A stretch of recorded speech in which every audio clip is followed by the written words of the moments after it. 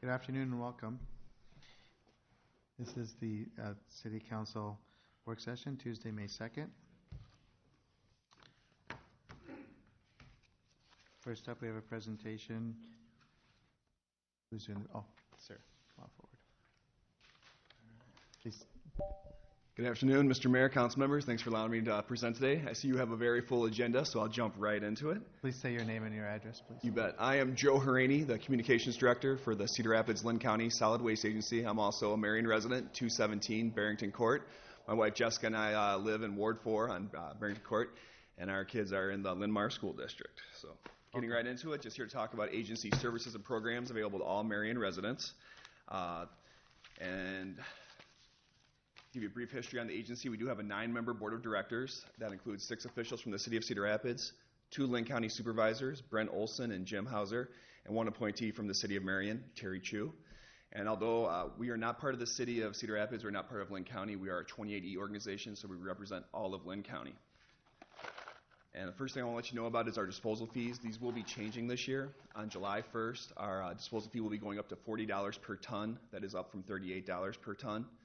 And then our residential flat fees will also be going up. So if you're a Marion resident, you come up to the landfill, you can have your car, SUV, or minivan completely full of garbage. It costs $10 to throw it away. If you have a pickup truck or a full-size van, it's a $20 flat fee, and we do that for convenience. Otherwise, with the big trucks, everyone that comes in, we have to weigh them in. They unload the garbage, they weigh back out. We do this so residents can get in and get out. So the current $5 charge is doubling to $10? It is going to $10. And so we are making a big push to educate our public to encourage them to take advantage of their curbside service. As a Marion resident, if I have an extra bag of garbage, if I need to buy an extra garbage sticker, it's $1.75. And so we want folks to know, we see a lot of people coming out there on Saturdays, which is our busiest day of the week. They come out there with 1, 2, 3 bags of garbage. And so we want them to know you can save a lot more money by taking advantage of your curbside service. You can save the gas from driving out there.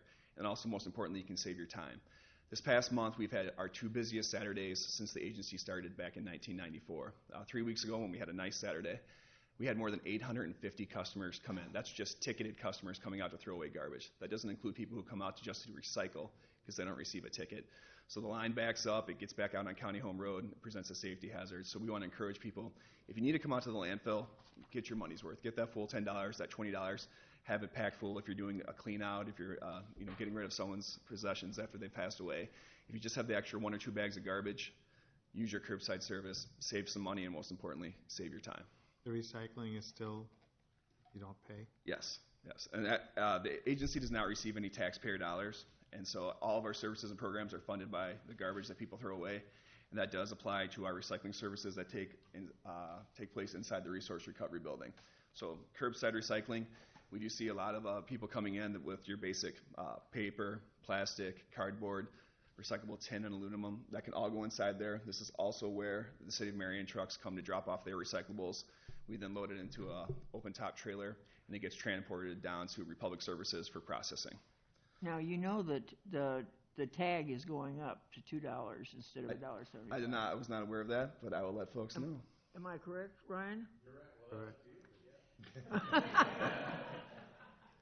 Still, it will be cheaper to take advantage of your curbside than to bring it out to us. So we will make sure that folks are aware of that change.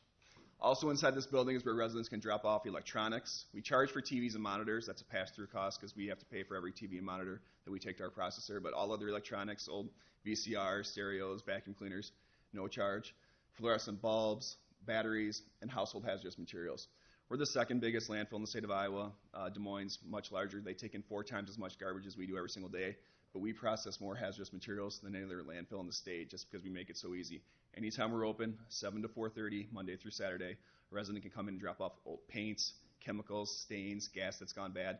We take that all for no charge. And again, that's funded by our tipping fee. One big message we've been trying to get out to residents is about battery recycling. We want folks to know your regular household batteries, the alkaline batteries, your AAA, AA, C, D, 9-volt, those can be thrown away when they're used up. Those don't need to be recycled. There's no hazardous materials inside them anymore, and there's not enough material that you can recover out of it that makes it worth transporting it. All other batteries do need to be recycled, so car batteries, lithium, lead acid, hearing aid, watch batteries, those do pose a risk, and we ask that everyone recycle them. We take them for no charge. And the reason why we want those recycled, some pictures underneath there. Last year, we had 3 incidents where someone threw away like a child's toy. One of those is an old drone. Our equipment went over top of it, the compactor, cracked open the battery case, it reacted with the air, and it led to a fire. Now, luckily, we have staff out in the landfill. That's what they watch for. They're called the spotter. That's their job. They said it was like a spray paint can getting pierced. There was just a plume that shot up. So they were able to get over there, isolate it. I know our fire chief would appreciate hearing that. They isolated it right away and took care of it. But we did a big push last year. Channel 9 did several stories about it, just letting folks know these do pose a risk. Keep the batteries out of the landfill, and we'll take them for no charge. And for the hazardous materials that we do receive, a lot of it is still good. People just don't want to crowd up their basement or their garage anymore. Our staff checks every item that comes in, and if it's still usable, we have a room there we call the free paint cleaners, etc. room, and we make that available to the public. And I used to come to these meetings and I tell folks, yeah, if you have a project coming out, come check that out first so you can see if you can get it for free. I don't recommend that anymore because the second these rooms get full, it gets pulled out. Apartment owners, complex owners, and contractors, they're there every single morning, and they clean it out pretty quickly. So we'll have it fully stocked at 8 a.m. By 11, it's all gone. But the material's all being reused, which is even better than recycling. And we do have a licensed teacher on staff. He works with everyone from preschool students up through college level graduate students. Locally, he does work with Marion Independent Schools, with the Linn-Mar School District, going in there teaching them about recycling, reuse, and he's able to put curriculum together. So if you know any teachers and they're looking for something come around Earth Day or America Recycles Day, he is available.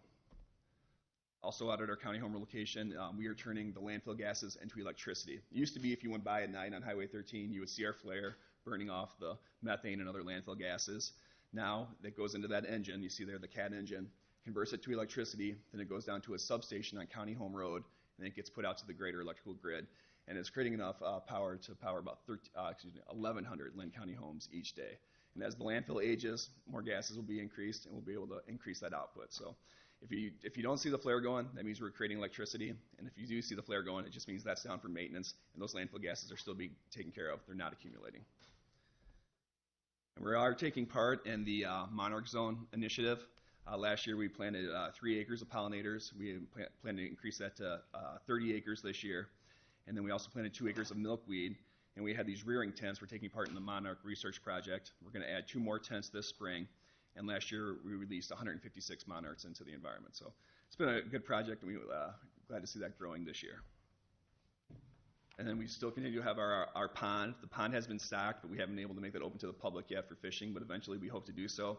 And then we have our nearly 5 acres of wetlands that we put in there that act as a natural filter to clean out the water that's leaving the site before it heads back into Indian Creek. And then here's a look of what we have planned for Mount Trashmore and our Cedar Rapids location down by Czech Village. The construction on this actually began on April 1st, and we hope to have this completed by October of this year. And right now we're also in design phase for trails that will go from the bottom of Mount Trashmore up to the top, both mountain biking and walking trails that will intersect with the other trail system already down there. So hopefully this will become a pretty nice regional destination for folks, and it is the best view in Linn County. So once that's open, we'll invite you down to come take a look for yourself. And as for our compost facility, I won't push this too hard because I know we already have our own compost operation here in Marion, but we do make our compost available to Linn County residents. They can receive 1 ton for no charge per visit. I always tell folks that's per visit. So if you come at 7 a.m. when we open up, you get a ton. You can go home, put it down in your garden or lawn. You need more, you can go back that same day. So if we ever run out here in Marion, you can come down to Cedar Rapids and get some. And also down at our compost facility, we are taking a large amount of food waste. All the local Hy-Vees bring their old produce to us. The Walmarts, local colleges, Nubo City Market, some of the hospitals are bringing that. Just got a call from some restaurants this week. So this is good savings for them. It's better than throwing it away. And then it also is cheaper. It's $24 a ton to recycle food waste versus throwing away in the landfill. And then our shingle recycling operation, again, the incentive here is financial. You bring shingles out to the landfill, it's going to cost you $40 per ton. You recycle them, it's only $30 per ton. And then LL Pelling turns around and turns it into asphalt. So it's really going from roof to road. And then lastly, I'll wrap up here with some statistics from the City of Marion. In calendar year 2016, the City of Marion brought out more than 6,400 tons of garbage, more than 1,800 tons of recyclables, more than 350 fluorescent bulbs, almost 170 large televisions, and 6,000 pounds of bulk electronics. And that's just what the City of Marion brought out to us. Marion residents, we do a survey each year in our recycling building to find out who's coming out and using us. And the majority of we ask, what's your zip code? 52302 comes up nearly a third of the time. So our main users are coming from the City of Marion, and they're bringing in their TVs and recycling quite a bit. And then lastly, just want to say that the City of Marion will be receiving their recycling incentive check because you guys do have the curbside recycling program. Last year, when we went out for bid for recycling processing, we only received one response, and the company has said, we want to continue to recycle your recyclables, but we're going to raise your prices 85%. And so recycling went from $34.50 per ton up to $65 per ton. So to encourage folks to continue to recycle, we continue to pay $34.50. We ask the communities to pick up the other $32.50, and we're going to give you the portion of the money. So for FY18, the City of Marion will receive $66,620 again, because we want to make sure that people continue to recycle and keep that material out of the landfill. So I know I talk quickly, but I just want to wrap up by saying thank you for being a member of the Solid Waste Agency. We appreciate it. As a Marion resident, I appreciate everything that we get to do curbside, and I just hope that we offer other benefits for the residents for when they have more than they can recycle curbside, they can bring it to us. Thank you. Thanks. Questions, comments? Yes. I have one question. Appreciate what you do. I'm wondering, has the roadway been cut, and is there fencing around the cemetery? There's fencing on the outside of the cemetery. On the inside, I have not been cemetery along the creek. Yep. I have not been back there. 1 and 2. Yeah. The county at one time said they were going to have a roadway open to that so people could go back there if they desired, and it's historical. Right. I've been with the agency for 7 years. In my first several years, we had one person that would come out per year to go out there to lay down flowers, and she has been back out for about 4 years now. And if someone does come in and request to go there, we do drive them back. There's not a paved road that goes there. We use one of our vehicles on staff to drive folks back that area. I have not been back there myself for several years. I don't know if there's a fence. There's a fence to the outside so people cannot get in, but I don't know if there's an interior fence just around that area. I'll take a look and let you know. And because at one point the county supervisors promised to do that. So Right. I will check into it. thank you. You bet. What happened to the solar project that we heard about a while back? That did not come. That did not end up working out. The bids that we received, it didn't make it financially viable for the agency to pursue it. So it's no longer going to happen. There's no plans for it right now.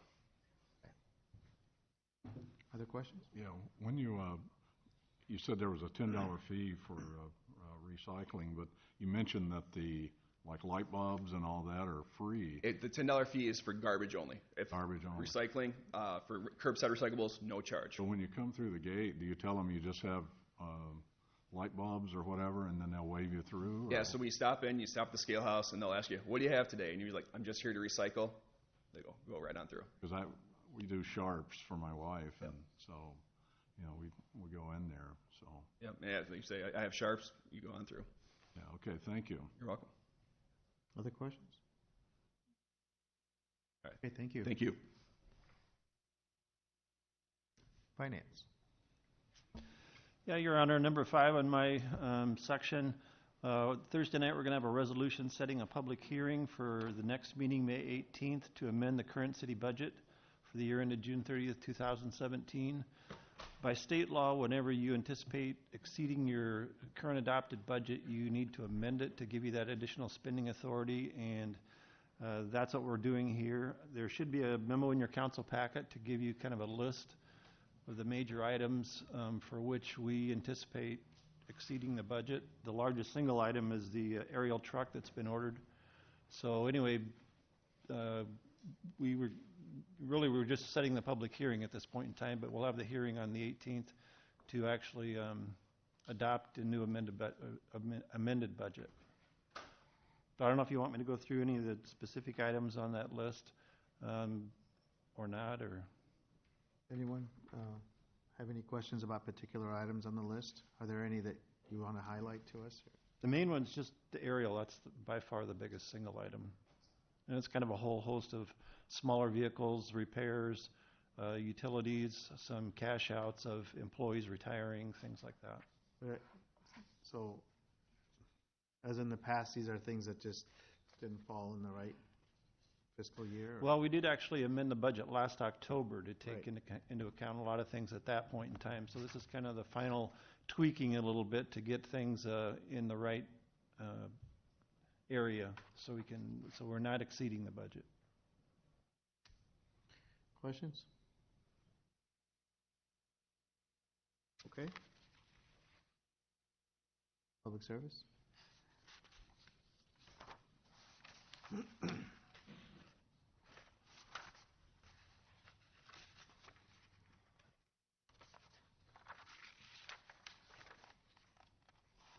right. Thank you, Your Honor. We'll start with number 3. This is the first reading of the ordinance to increase solid waste fees. We briefed the council about this back during the budget hearings. What we are proposing to do is raise the base rate from $14.25 to $14.50, and then the extra bag tags that go with the extra bags that are placed at the curb.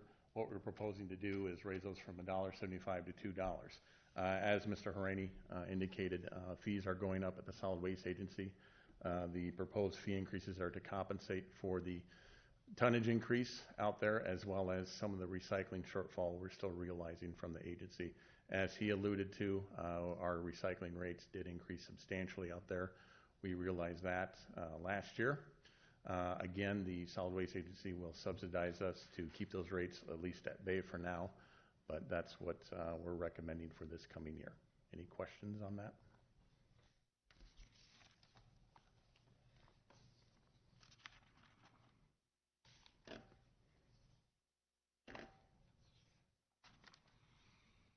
Will this rate increase, will that still be for a single bag of like non-recyclable? Yeah, and so, well, actually what that bag tag will cover, are you talking about the extra bag tags? No, for the $14.50, that's for one container. So what that covers, actually that covers more than just that. I'll go into that. Those fees cover more than just what we collect at the curb. Those cover, I'll start here. What those cover is everything from yard waste collections to recycling collections, curbside collections, our recycling center operations, any type of storm damage that we get a little money from urban forestry, but then when we also process all of that. In addition to that, that also covers administrative fees, annual permitting of private haulers. All the private haulers that operate in Marion, we permit them. We have to inspect their trucks, as well as where they put the containers. A lot of them do violate some right-of-way clauses with that. And so that pays for all the fees that go into administrating the solid waste ordinance. And so those fees cover quite a bit more than just curbside collection. You are allowed one container at the curb. That container is 32 gallons in size for refuse. You can buy an extra bag tag for $1.75 currently, and that can go on another full-size can or another bag, however you want to use that.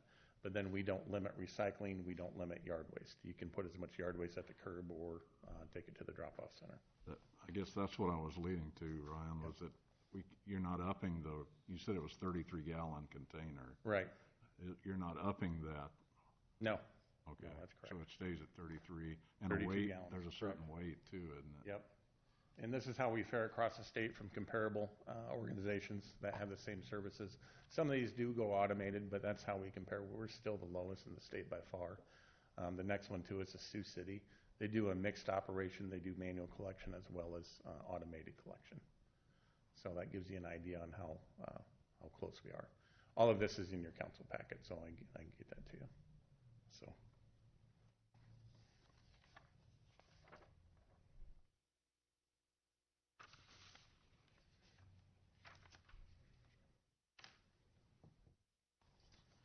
Any questions? Okay, questions? Good. Move on to the next item. This is a motion to receive file correspondence from the city of Cedar Rapids regarding wastewater treatment fees.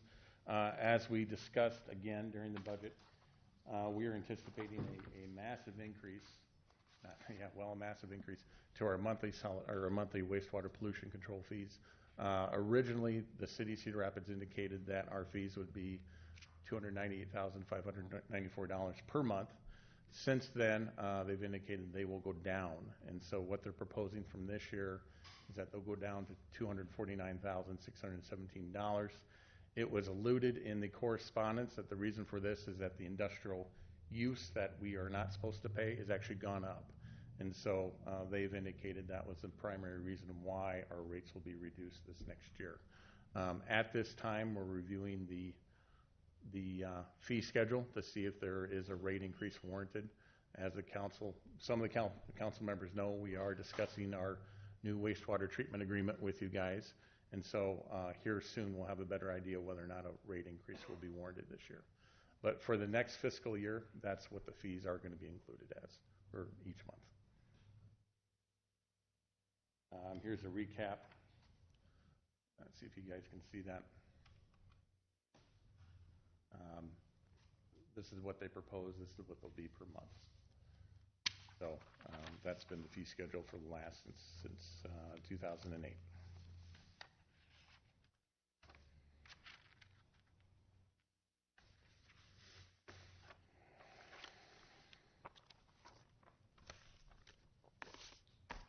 And that figure was in part due to the flow meters that was installed. Partially, that will measure our actual flow. Now, right now, we're still under a population agreement. Yeah. So the flow-based agreement that what we're asking for, that's not really impacting what they're proposing. What impacted that, according to the city of Cedar Rapids, is a higher industrial use.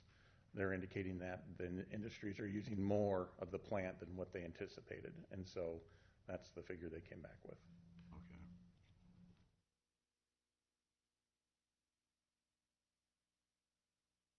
Questions? No questions? Okay.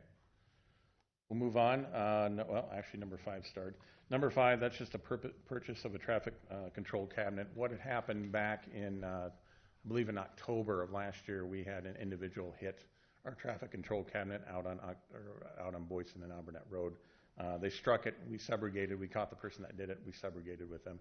It took up until this time to get that project completed, so that's what that cost is right there.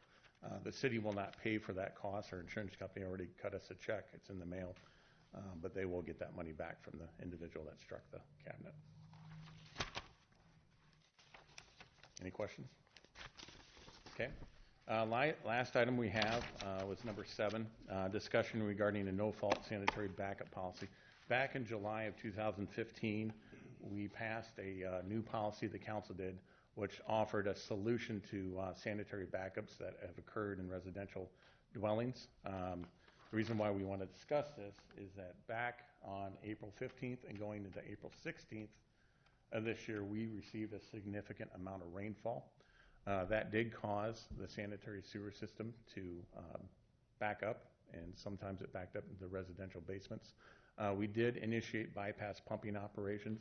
What we do at designated locations, we place big pumps that alleviate the sanitary sewer system from all the groundwater infiltration, at least to help groundwater from backing up into the basements.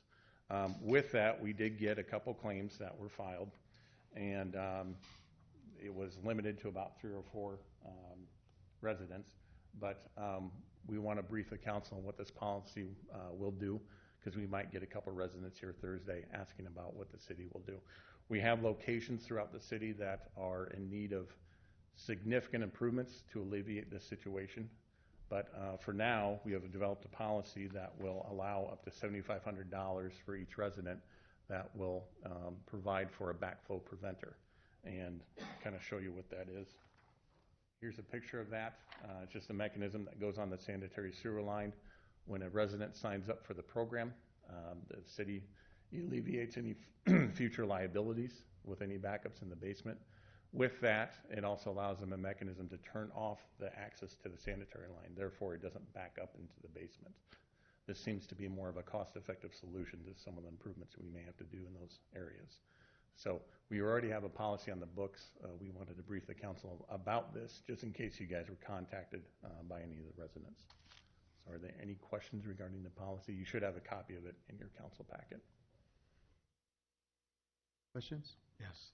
Sir? Ryan, I noticed commercial buildings are not eligible. I'm not thinking of mine, don't think there, because mine's 1850, I don't have a sewer line in the basement.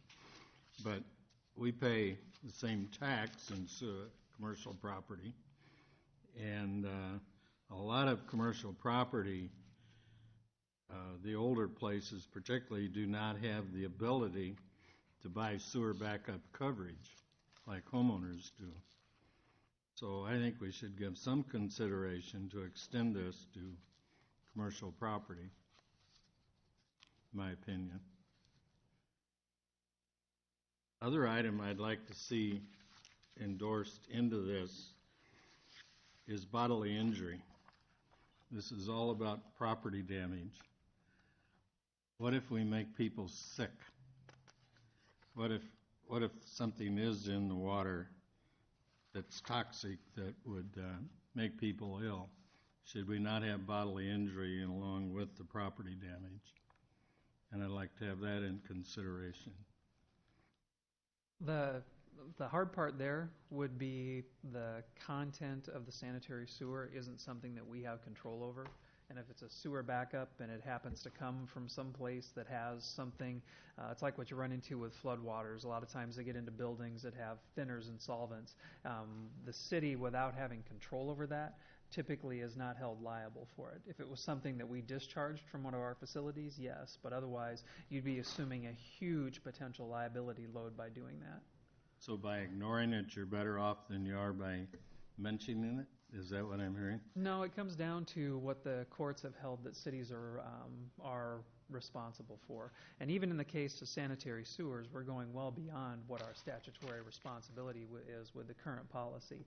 I mean, coming from that business, you're certainly familiar with the act of God exclusion. But with cities, it comes down to constructive notice. Could we have had constructive notice to whether or not we would have been able to solve the problem, or we were notified that there was a problem and we didn't address it in a timely manner, and then someone got injured?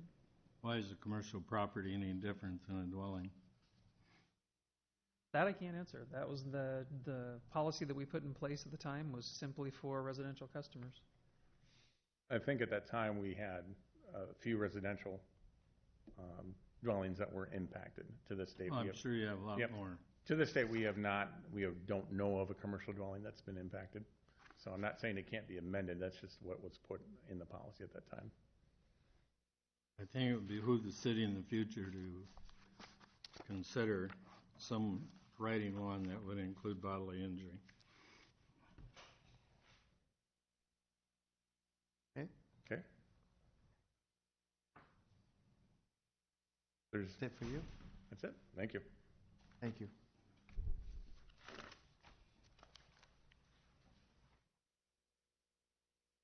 Chief?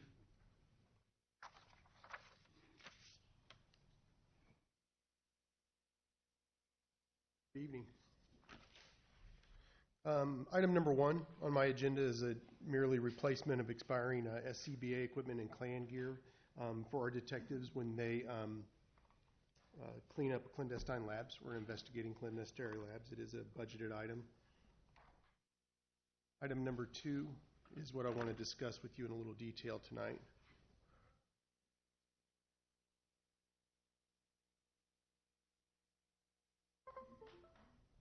So when the new police building was constructed, prior to my arrival here, the basement of the building was originally designed to house a firearms training facility in the basement.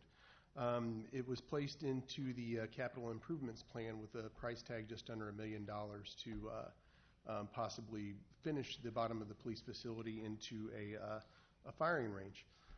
Huge price tag. It wasn't budgeted. And discussions between the police department, we decided that we would rather invest long-term into a firearms training simulator that also looks at judgment, different types of less lethal use of force situations that we could invest in. In the current budget, we have $68,000 allotted to purchase a firearms training system for the police department.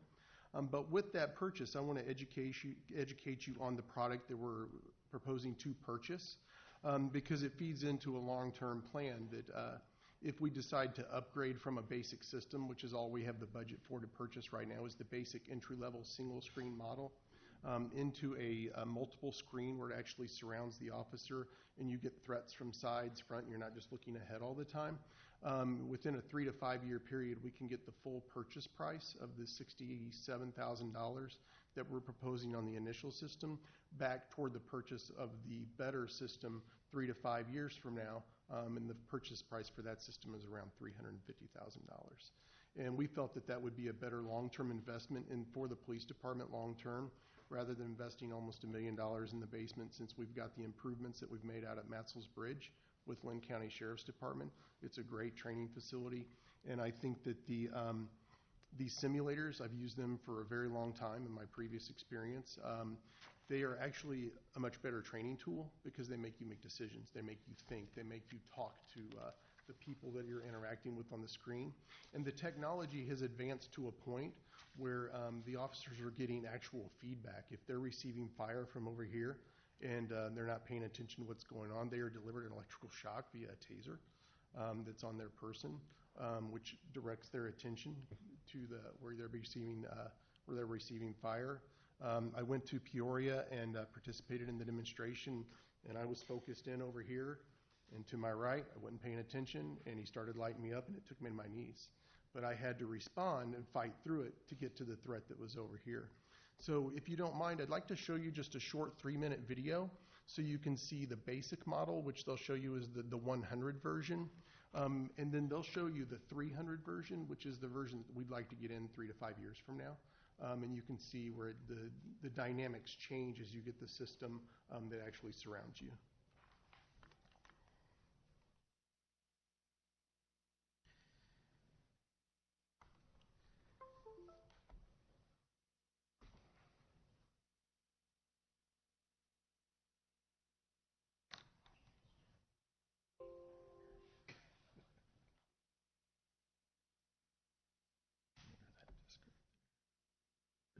That was it.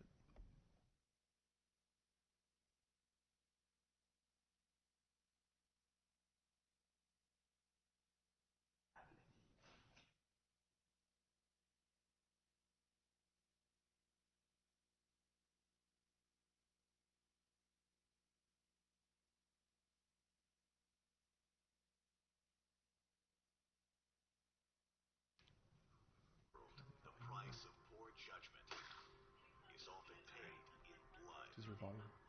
At a time when police officers and cities can be held responsible for millions in damages, Virtua Systems simulators help develop key judgmental use of force abilities and marksmanship skills in ways no other simulator company can duplicate.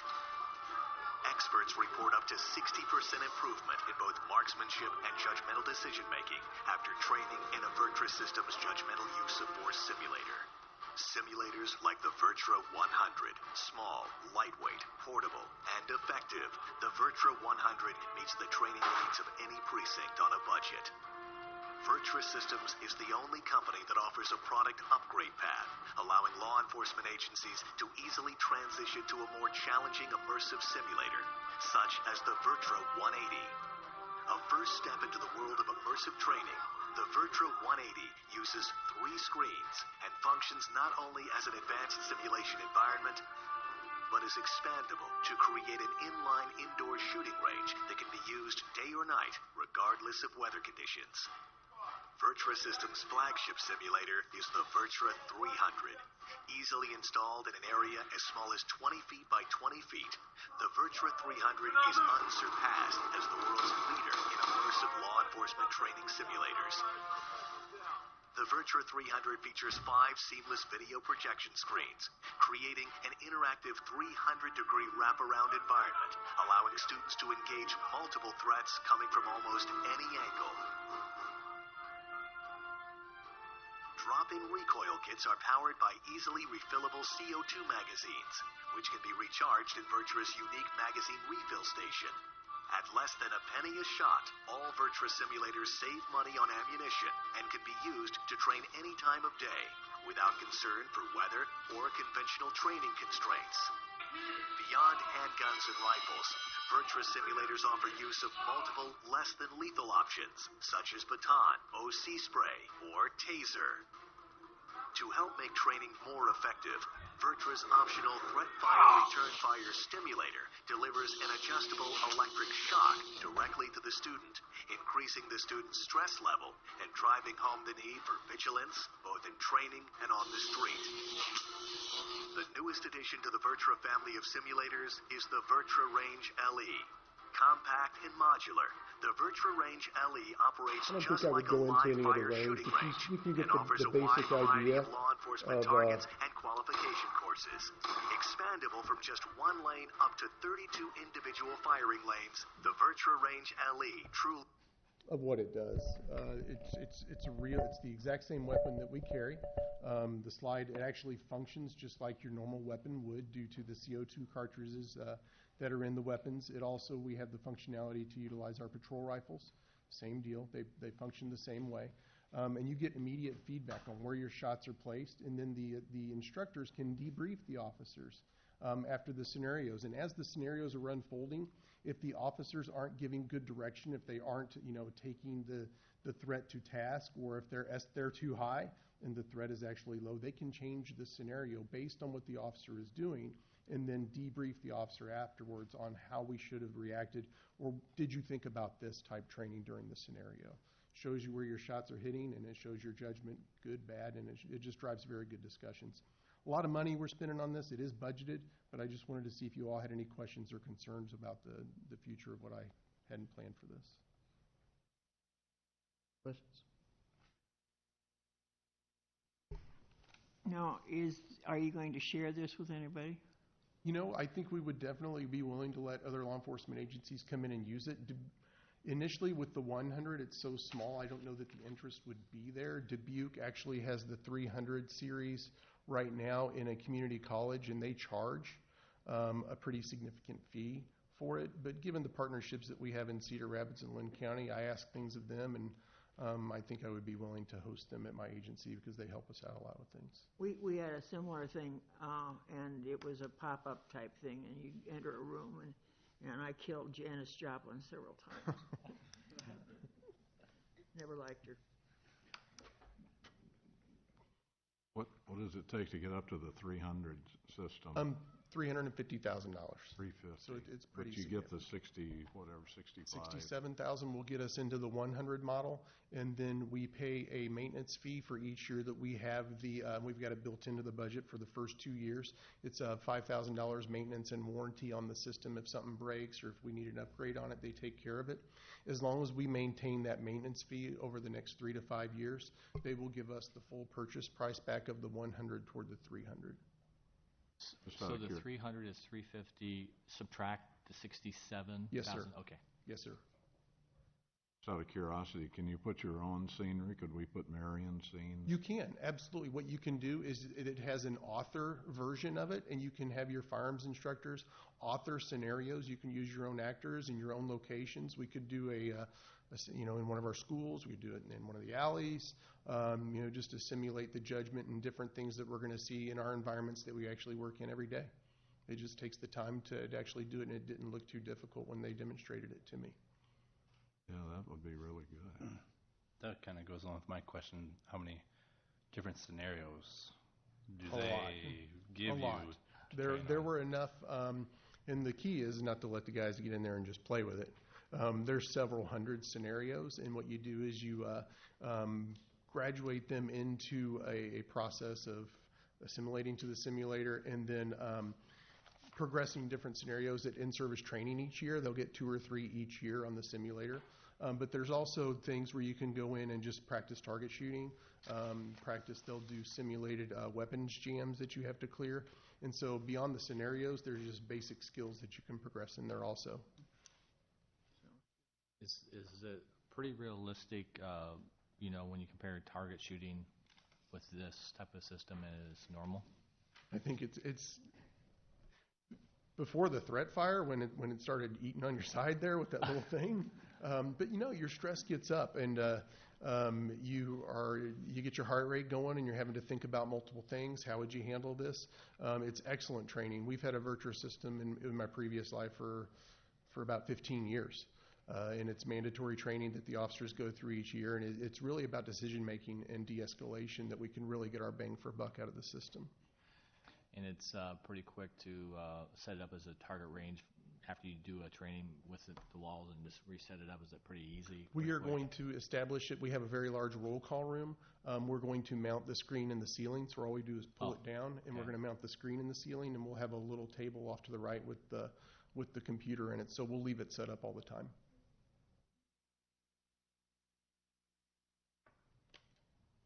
Okay.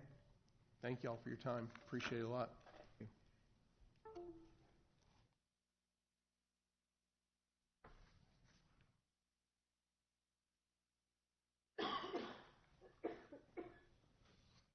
Good afternoon, Your Honor, members of the council. That's a tough act to follow. So I'll try not to bore you. The fireworks issue.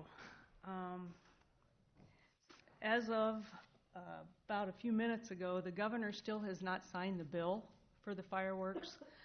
There was an area fire marshal's meeting today, and what they discussed is that they're anticipating that maybe the governor's hesitating signing it, as he may wait until, not to put the fireworks in effect until December.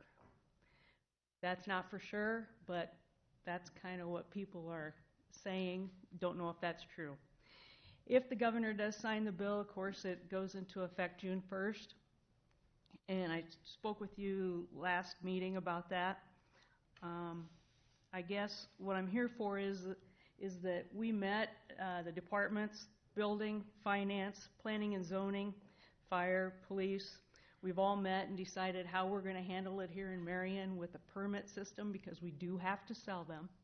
I mean, we don't sell them, but we have to allow them to be sold. So we went through an application for a license permit process, and we think we have something in place. We would like to charge $200 to $250 for our fees, having to go out and do the inspections of the sites, things like that, which we will be bringing to council. I'm just giving you an update on what we've discussed.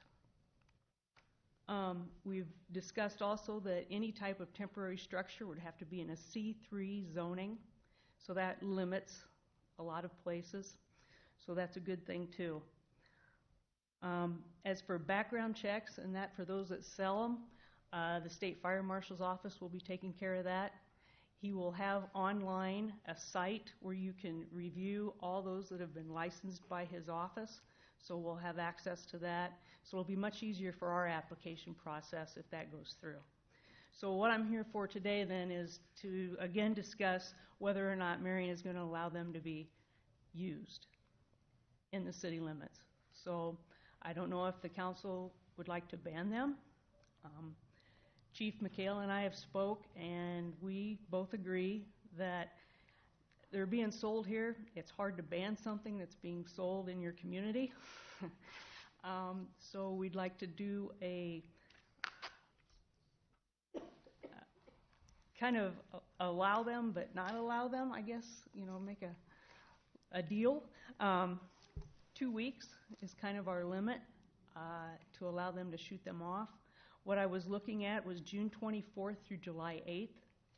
July 8th is the end of the sales per the state law, so that would give them 2 weeks before the 4th and after. We were also looking at, and we discussed, New Year's Eve and New Year's Day, so just 2 days during the winter. Right now, the bill states December 10th through January 3rd. They will be sold and can be used. So I'm looking for guidance from the council on what you would like to see us bring back in an ordinance if the fireworks bill is signed by the governor. Would it be the easiest to combine with Hiawatha, Robbins, Cedar Rapids, so that everybody is the same? Last meeting, Hiawatha is waiting to see what Cedar Rapids and Marion does. Of course. And Cedar Rapids has not made any decisions, and they're kind of discussing it amongst themselves, and they have different views. Some say they want to ban it completely, and some say, no, they don't want to ban it. So they're having troubles of their own. So we can't seem to come to a consensus. Well, I would think that it would behoove us to coordinate so that somebody says, well, I didn't know I couldn't do that here, I can do it in Cedar Rapids, and it would just make it easier on y'all. Yeah, we talked about that, and if we do limit the amount of time that they can use them, we would give pamphlets to be handed out when they're sold to each buyer that says the Marion ordinance is from June 24th to July 8th, or whatever you decide we should do. I think as you laid out, is very reasonable, in my opinion. I think it's foolish on our part if we were to think that it's legal to buy them here and not use them. I think this is a nice middle ground. I think this is, putting those 2-week windows, a week before, a week after the 4th of July, and then the 2 days, New Year's. I think that's very reasonable, and I would support that myself. So, and I think, with Cedar Rapids and Hiawatha, I think it's going to take somebody to step forward, and then my feeling is the other ones will probably follow suit. Yeah, as I stated at the last meeting, I agree with that. I think it only makes sense that people are going to be able to buy them here. They need a legal window to use them, and hopefully they'll use them all within that time and not save them till later. He hopes so too. We don't have time to do an ordinance anyway. It hadn't been signed. If he doesn't sign it till next week. The city's never done anything in 60 days. No, I'm serious. How can you think you're going to, you have to have public hearing on? Yeah? I mean, that's 3 meetings, we'd have to vote on it. You're not going to have time by the 4th of July anyway. You would for maybe, But whether it's effective for this time around or, next year. I don't think we should at do some anything. point we have to act on it, and Why? It's not a law. Not even the sales has not been signed either, right? No. they're We're just trying to get be guidance. proactive because the legislators informed the fire marshal's office that it was going to happen. So we've all been proactive in trying to prepare because the first year is going to be pretty. So I understand what Councilman Draper's saying. It's not a law yet until the governor signs it. And is there any coordination with county? County has not indicated what they are going to do either. They will have their own ordinance, Yep. correct? Yeah. They'll have their own ordinance. I had a question about, I know there's some people that do not like those loud noises, they even become disabled, how are we going to deal with that? That's what Chief McHale and I discussed. You're going to have people that are going to come in at the public hearing and say, we want them banned because of their animals, because of their children. Some people claim they have seizures because of those, PTSD of our veterans. There's going to be people that come in at the public hearing and say they want them banned. You're going to have people coming into the public hearing saying we think we should be able to fire them from June 1st, just like the state law says, to July 8th. You're going to have people that sit back and say, oh, that's really nice of Marion to give us 2 weeks to do that and not ban them completely. So you're going to have all three. You need to decide what your constituents want. Now, this can be changed. We can try one thing this year, and next year we can change it. But that's up to you. How about a fireworks zone where you would have to be in a certain area to be able to shoot off your fireworks? It states in the state law you have to be on your own property. Aha. Oh, that eliminates that idea. But Chief McHale and I, we were just trying to come up with a compromise more than anything. Well, I think it's, where I'm coming from is trying to be a realist, because it's one of those things that I haven't seen a 4th of July come in this town that I haven't heard fireworks. You hear them. They're going to happen. And we've had fires. Yeah. So whether we have an ordinance or not, they're going to be lit off. And so and I think that, for those who may say they're against it, it's going to happen. Whether we have an ordinance or not, it's going to happen because they're buying them here, they're going to be lit off. And I think going to a point of time saying, okay, we're going to give a legal window, is a reasonable approach.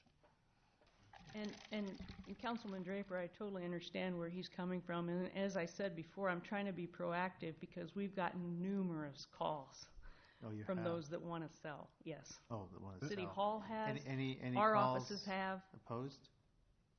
No, these are all people that want to sell, so they're wanting to know if they can get their license. And in fact, some of them were very surprised when we tell them that the governor has not signed the bill yet. Really? We have 3 voting meetings before the 4th of July. I mean, So how does that work then? So if the governor signs the bill next week, but we don't have anything in place, we just have to go by the state law. The governor will decide when it takes effect. So if he says it takes effect June 1 this year, It we takes won't have effect anything in June 1. place, so we just have to go with what the state says. I would have to check Correct. with that I would on assume. legal.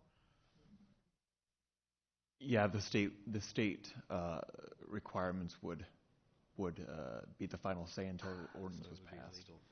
But that's just for selling, that's not using. No. It would be the whole thing. It's the whole thing. It's all in one bill. Oh. So we would have to do our own ordinance Right. for Christmas or Trying for to New be Year's. proactive. I was hoping maybe to get your sense tonight, have something ready for next council. So that's why. And even if it I brought doesn't it get up. put in place, I mean, there's next year. There's always next year. So. We can always change it. So, I mean, this ordinance isn't just for this year. It's for we'd have it for the future. New Year's Eve. And New Year's Eve. Right. So, We'd have it for so I mean, we need to be thinking about what the policy will be, whether or not it gets in place by. I from the consensus I've heard so far, you're for the 2 weeks. Well, personally, I think yes, the 2 weeks, but I've been asking people, and I've so far not have had anybody tell me 2 weeks is what they want. They've been telling me from the day you can buy them to the day you can't buy them, I want to set them off.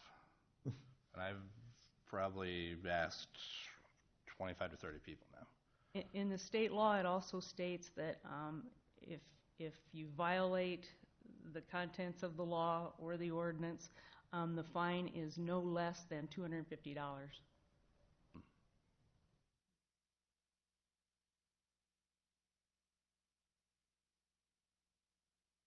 Joe? Okay. Kim? Yeah, I think This is fine. I think 2 weeks around the 4th is okay.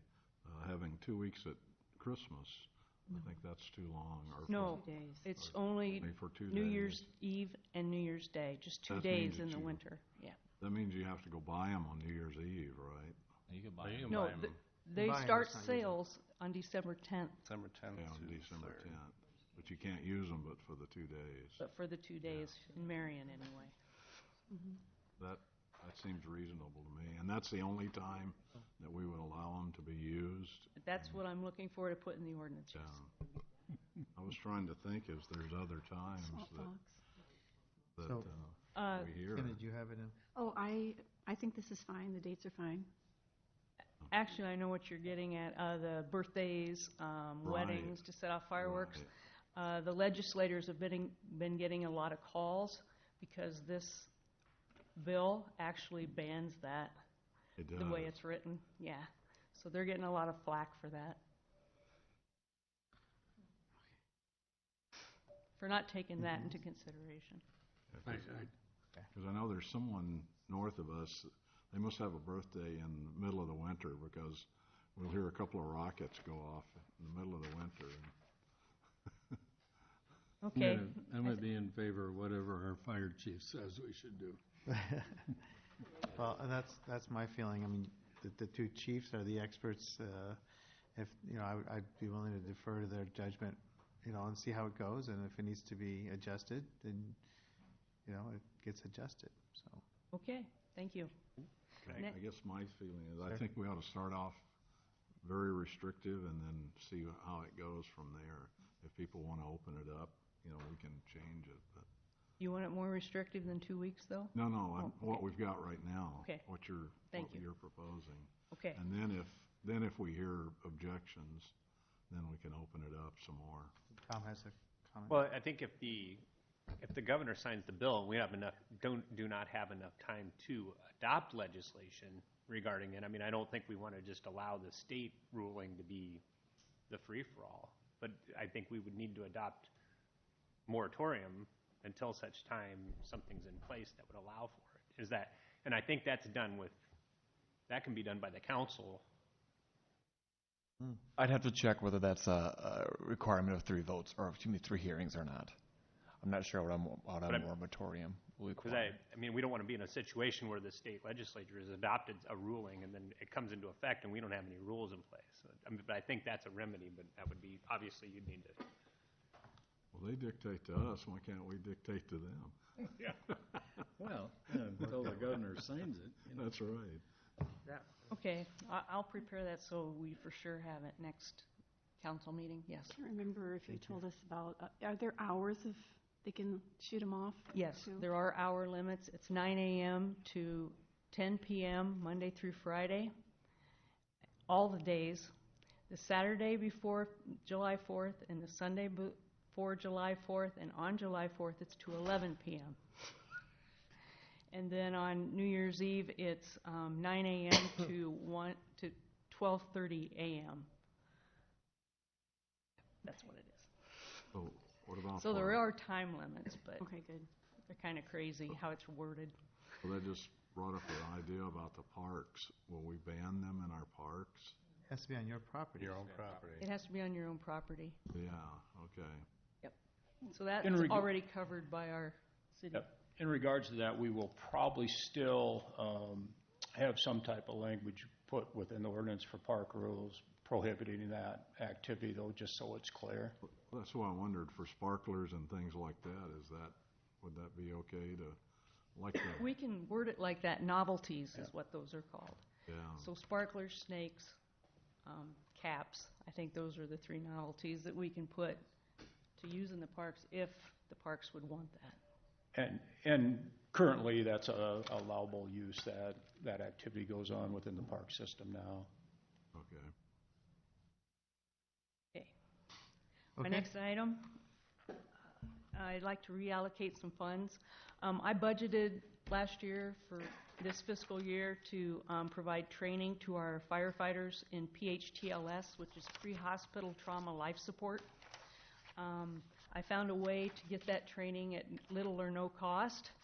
So I have an extra $9,600 in my budget, and I would like to reallocate that to purchase a bunker gear extractor. If you've done any reading on synthetic materials and when they catch fire, there are many toxins and carcinogenics that are in the smoke that is getting on our gear. And they've done numerous and numerous studies nationally and internationally, and they're finding that washing machines do not get those carcinogenics and toxins off of our gear, or a lot of the flammable material. And they found that firefighters who go from one fire to another with that still on their gear actually is more susceptible to catching fire. So to get them as clean as we can, and which is approved by the National Institute of Safety, is an extractor.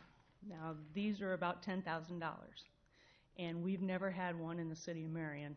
Right now, we're using residential washing machines. After the Delaney fire we had last month, it took us a week to clean the gear by soaking it, washing it, soaking it, washing it. And that's hard on the gear, too, to do it that many times. So I'm really recommending that we be able to purchase an extractor. And you want to reallocate funds Yes. from somewhere else? Yes, from the training. I had budgeted for training for PHTLS for our firefighters, but I can get that at no cost now. Okay, so the money is available. Yeah, the money is available. Questions? So how many times does gear have to go through the thing. Extractor once. Extractor, just once. What makes it work so well in getting the toxins and the carcinogens out is actually the G-force. It's amazing. This would have to do with like meth lab explosions and stuff. That too. And in Yeah. fact, anybody who went into a meth lab, it would be better that they put their gear into the extractor than use a washing machine, because you're cross-contaminating. Like when I put my gear in my car, I've now put the carcinogens and the toxins in my car. Yeah.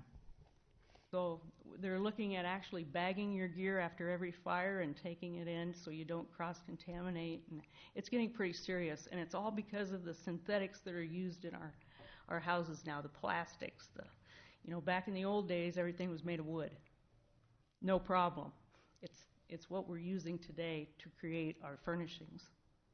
I was on a committee with a woman whose son was a firefighter in Washington State, and he went into a meth lab fire and carried this stuff around and ended up early retirement. Yes. So it I think would be a good savings, and as long as you got the money, Yep. I think it's a good idea. Your Honor, I have an item, the chief, that kind of goes along with that. The chief and I have discussed in the past. I would like to have an Marion amendment at the state legislature, and I wish that we would have our attorney, in combination of our chief, write a letter to Mr. Reisner and whomever else concerning electric cars. Have a friend that just came by the other day with a new Tesla, and from the information that I have and my limited knowledge on a computer, they're very dangerous if you have an accident and a fire in an electric car, whether it be a Tesla or a Chevy Volt or whatever. And a fireman goes there, they use water on the electric, and if it's a combination, they can't use that on the gasoline. And I think electric cars, when they issue license plates, should have some kind of a required emblem on the windshield, so if our fire department goes out at the scene of an accident, they can tell if it's got a battery in there that's going to kill you. And I would think that Marion could be a leader in a letter to the state legislature and asking them to come up with some requirement that the state pass a law that the counties would issue then some kind of an emblem that goes on the cars. I can see about I'll get that. off my soapbox now. Okay. I will look into that. There are emblems on those cars that we look for.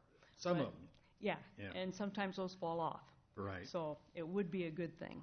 I will look into that. Thank How you. about on the license plate rather than on a window? That's what Yeah. that's what we're suggesting. Okay, I will look into that. Thank you. Just one more item that was on there, a quick discussion. The city of Altoona was recently visited by OSHA, and Indianola Fire Department's also has an appointment with OSHA about bunker gear and not being safe enough. And in the reviews, it's found that structural firefighting gear, per the NFPA, which is the National Fire Protection Agency, no gear should be used after 10 years of age. So if you do use it after 10 years, it cannot be used in any fire. It can be used for training, but not fire training if there's an actual fire. So after 10 years, they recommend that you destroy it, so no one will get harmed or if they use it not knowing that it was 10 years old or whatever. So anyway, we're supposed to replace our gear every 10 years. Problem is it's pretty expensive. And we've always had on our asset replacement our gear replaced every 10 years. And then the gear we replace would be our backup gear. Meaning when we go to wash our other gear, like we go to the Delaney fire, it's covered in flammables and everything, we have another set of gear that we can put on for the next fire to go to. Our backup gear is 2004. So there's an issue there. We have no backup gear. We've taken it all out of service. So every firefighter only has one set of gear. Also, we've always had two sets of gear because we're a small department and we rely on people coming in off duty to a fire. We page for that because we don't have enough firefighters on duty in a day. We have 8 firefighters a day. So we've always called people in. That extra set of gear was in their vehicle. So they could respond from a restaurant, from across town shopping, wherever they were, to the fire with gear. And now we have none. So I just want to put in your minds that I may be putting in a request soon, trying to fix this situation because I think it's a dire need, that we may need to look at getting some kind of bunker gear for backup. Maybe not the most expensive, maybe just something to get us by, but in asset replacement I will be asking for bunker gear now every 5 years. Then the gear that's 5 years old will be our backup gear, but we've got to start a process now. So I'll be coming to you with that. I just wanted to warn you, because the cost will be, for all of our firefighters, around $200,000. How many? 200,000. Is this a recent change? In NFPA, it's always been a standard. And then if you read the NFPA, it says it shall be, and OSHA is going by that.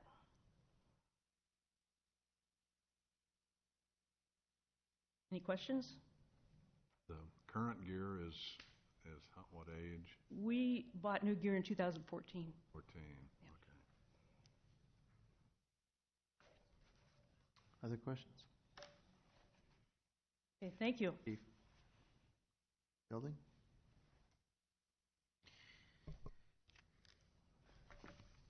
Well, I only have one item for you today, but give you just a quick review of how we got to where we're at. We've got proposing to amend our electrical ordinance to adopt the 2017 edition of the electrical code. The building department, we have 12 nationally recognized codes that we reference through 7 different ordinances. So we're just doing one at this time. The rest of them are all published by the International Code Council, and they'll be the 2018 edition. So they're coming up. The electrical code is published by the NFPA, and it's the 2017. It's just one year off, not quite a full year off of that cycle. So as soon as that was published, we started reviewing the book for the changes in the code, and we've had staff attend 2 formal presentations, a western section of the Electrical Inspectors Association, which is about 16 states were involved, and you could hear feedback and comments from them. And then we had, more recently, was the state chapter of that organization. So we got feedback from other jurisdictions in our area and state board.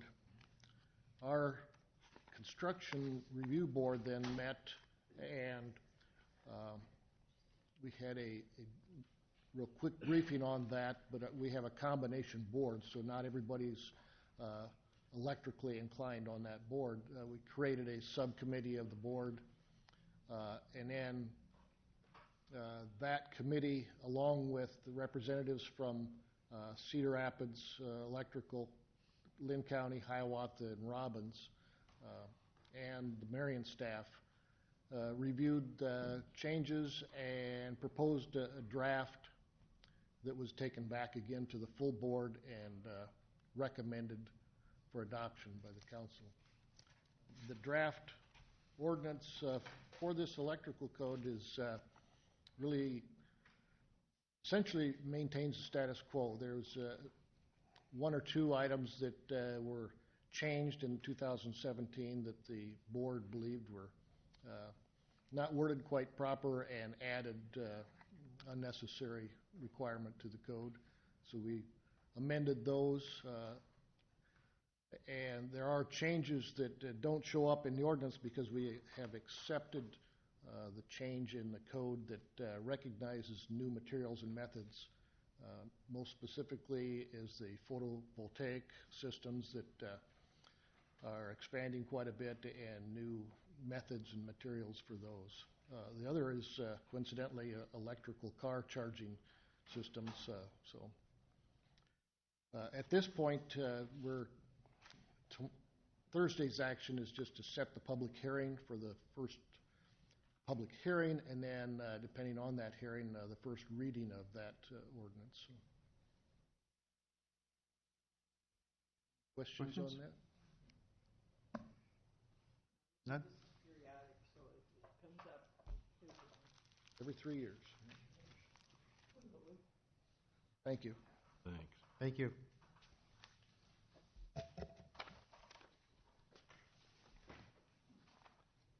Your Honor, under engineering, I have a couple items. Items 3 and 4 are for the 2017 sanitary sewer manhole project. We did receive 4 bids on the 25th. The lowest bid was from Rachi Construction. It was a little bit over at 105.4%. This is the reconstruction of 4 manholes at 4 locations around the city. We are recommending award of that contract to Rachi Construction at $55,825. Questions on that? We did have 3 lettings. The HMA is later. Items 5 and 6 are the 2017 sanitary sewer slip lining project. We did receive 4 bids, 4 sealed bids also on the 25th. The low bid was from Municipal Pipe and Tool Company. They have done work for us previously. The bid came in at $174,720.15. This is at 71.7% of estimate and well below budget. We're going to come back with a request later to add to this project to spend the budgeted amount. So at the next meeting, you'll see a change order associated with this project. We are recommending award of that bid to Municipal Pipe Tool. We are doing that slip lining in 14 separate areas around town, and we'll be adding probably 2 or 3 more locations. Good. Questions on that? Items 7, 8, and 9 are all together. Engineering every other year has contracted with Calhoun Burns and Associates to do our bridge inspection program. We do this at 18 locations around the city required by the DOT on bridges and culverts with a span greater than 20 feet. We also do 3 other locations that are like pedestrian bridges and so forth for like Parks Department and so forth. We're going to expand that actually in future years to include more of those locations. All of the locations passed with flying colors. We did have a few minor corrections and repairs that need to be done, settled sidewalks, rail repairs, things like that, but nothing major. The only one, of course, is the Winslow Road Bridge, which a few months back we did a resolution to create an embargo on that bridge. We are going back now to create an ordinance which provides for a permanent weight restriction on that bridge, which really only affects concrete trucks and something bigger than that. So many of the trucks that you see out there will still be able to use the bridge. The signage has already been taken care of, so all this is kind of a formality to create the weight limit and an ordinance which is enforceable. So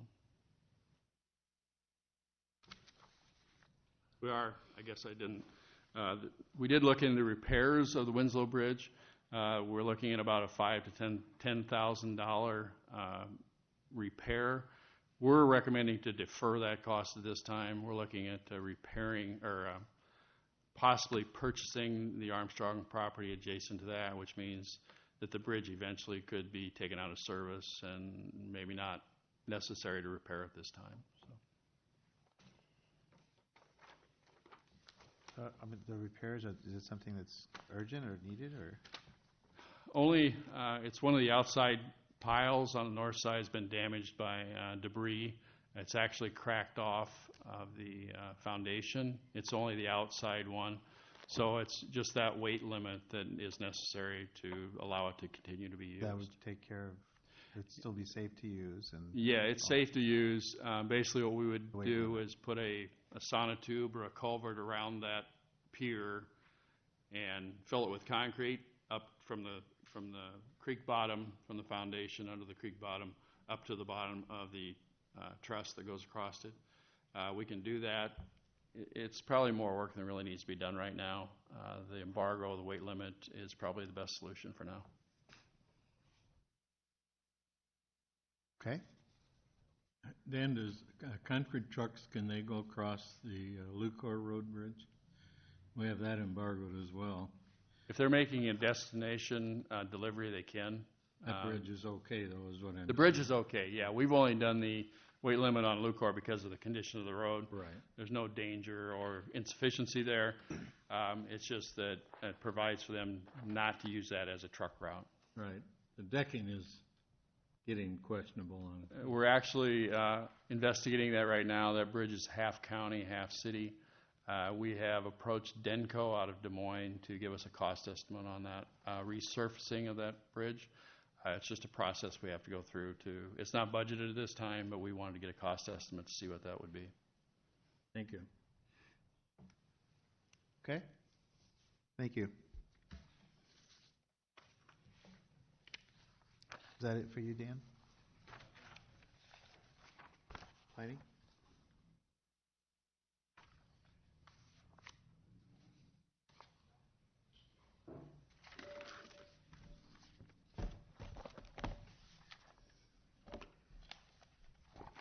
Good afternoon. The first item that's identified under planning would be the on Thursday there'll be a public hearing regarding encroachment for the on the former right-of-way, former railroad right-of-way for My Cairo LLC. I think this was discussed a little bit on the receive and file. This is a lease proposal for a 15 by 78 foot section on the property to allow for some parking behind the building. Did you say lease? Yes. Proposal? Okay, so it's not an actual easement, it's just a lease.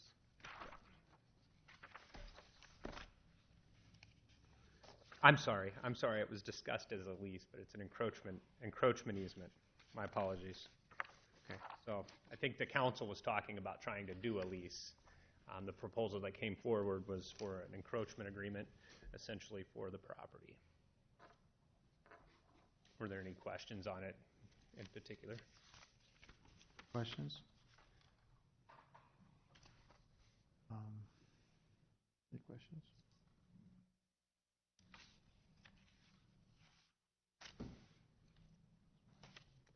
No?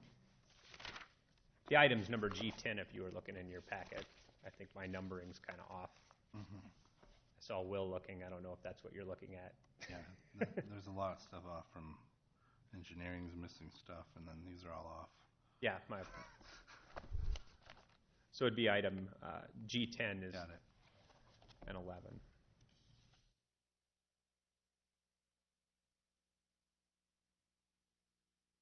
Okay.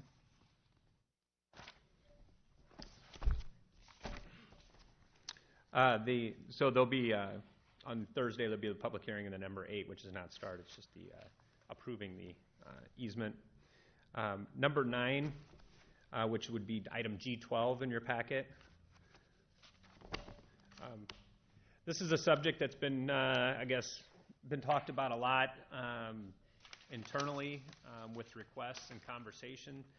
As the council's probably well aware, I think most were involved in or were on the council when the discussion came forward with the restaurant proposal on Tower Terrace Road between 10th and Alburnett. We have 2 zoning districts out here. So this is 10th Street. This is Alburnett. We got the planned development commercial here and also here. So this is the ESCO. This would be hand-in-hand daycare. The Mac Express is in this vicinity. On the corner in this O1 is a chiropractor's office that's been there for quite some time. And then this piece here is, if you drive out there, it's the new building that's been constructed.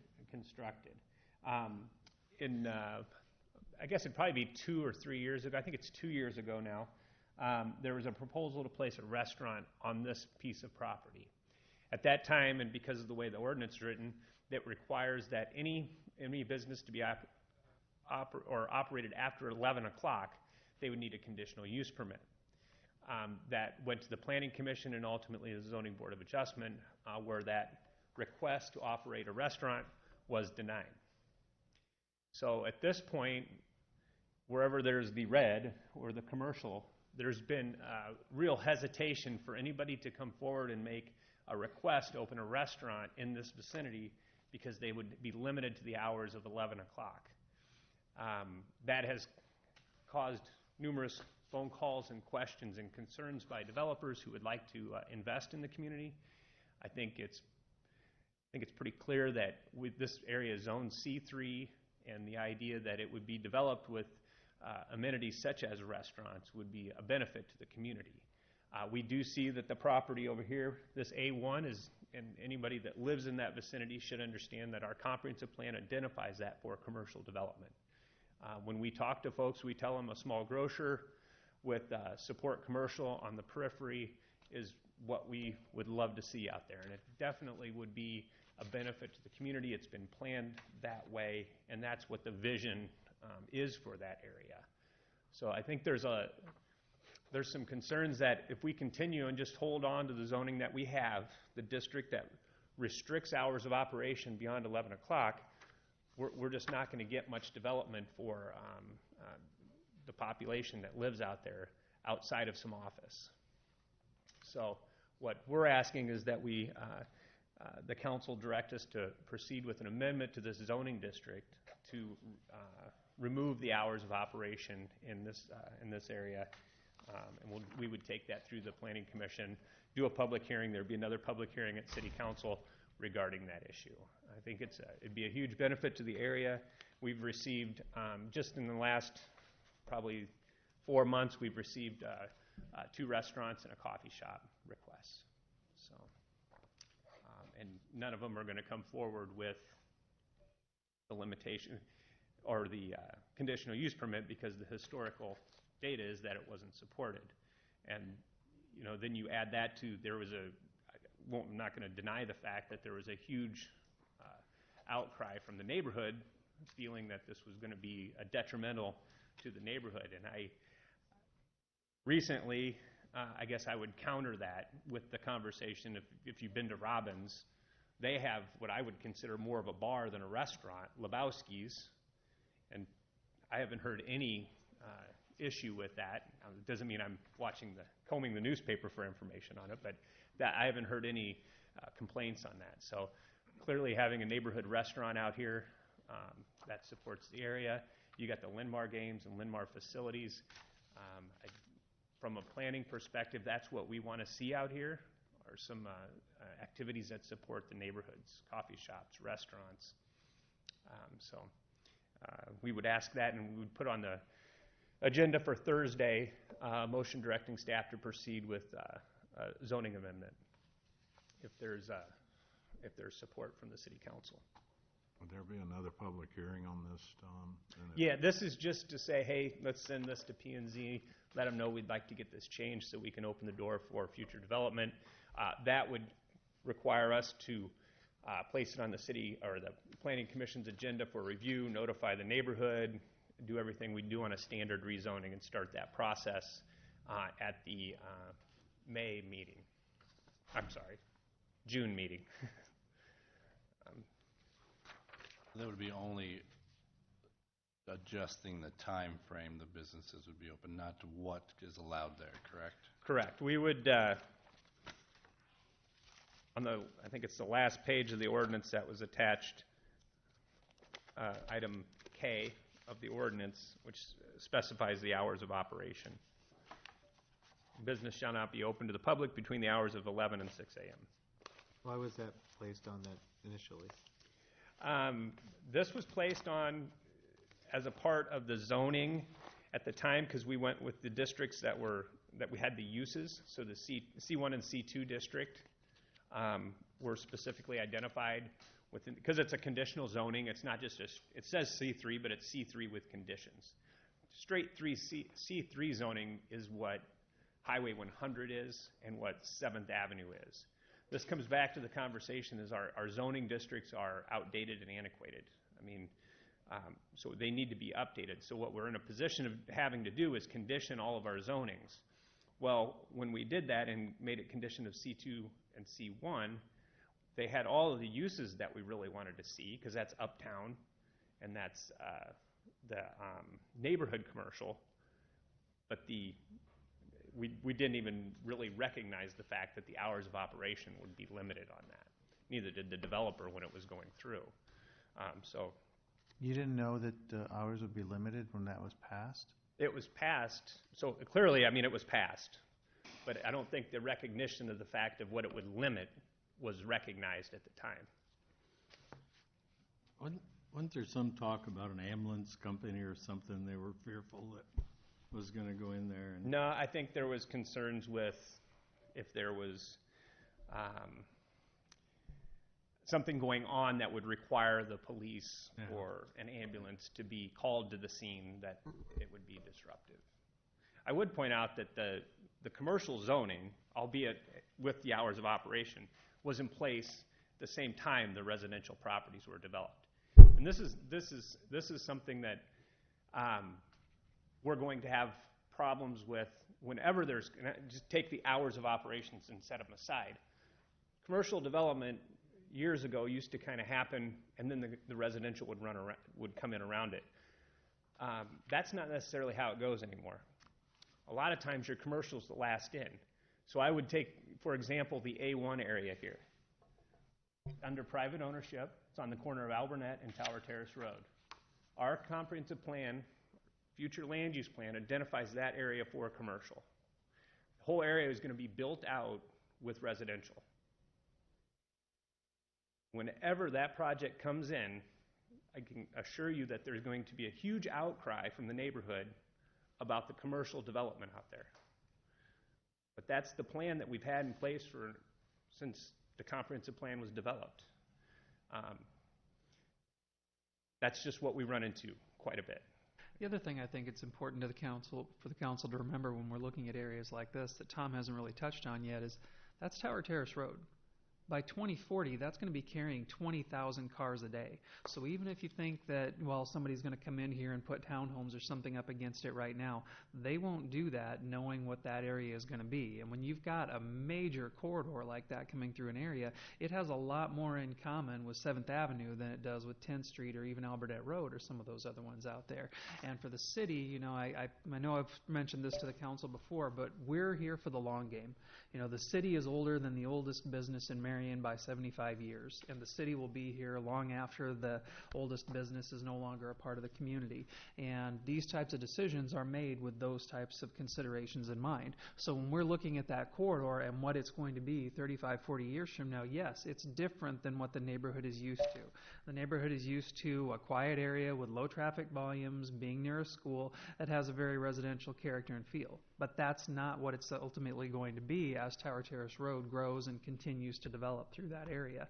And that's why we have to bear those types of uses in mind. Because when you think about what is zoning, zoning at its core is putting uses adjacent to the transportation assets and adjacent to infrastructure that's appropriate for that use. And trying to put residential or single-family homes up against Tower Terrace Road is just going to be asking for trouble at some point in the future.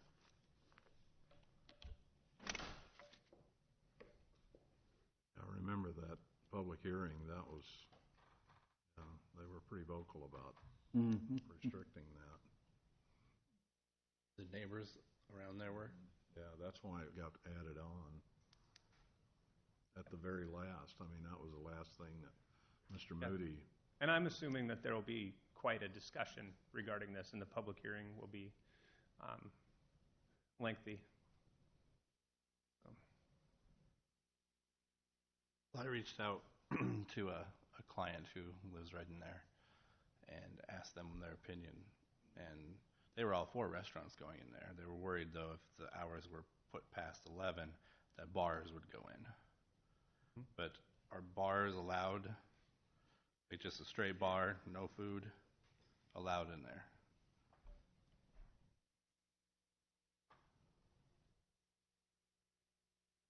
So way it reads is that restaurant, and this goes back, this isn't the language that I would use, but this is the language that's in our code. And so we like to reference that provision. Restaurants, cocktail lounges, taverns, and dancing establishments, including the serving of alcohol beverages and beer, or including drive-in and drive-through services, uses shall be prohibited north of Tower Terrace Road, east of the center line of 3rd Street, extended north of Tower Terrace Road. So those are exceptions in certain, so here. You could. Yeah. And dancing establishments is not dancing establishments from the standpoint of dancing establishments. We'll just leave it at that.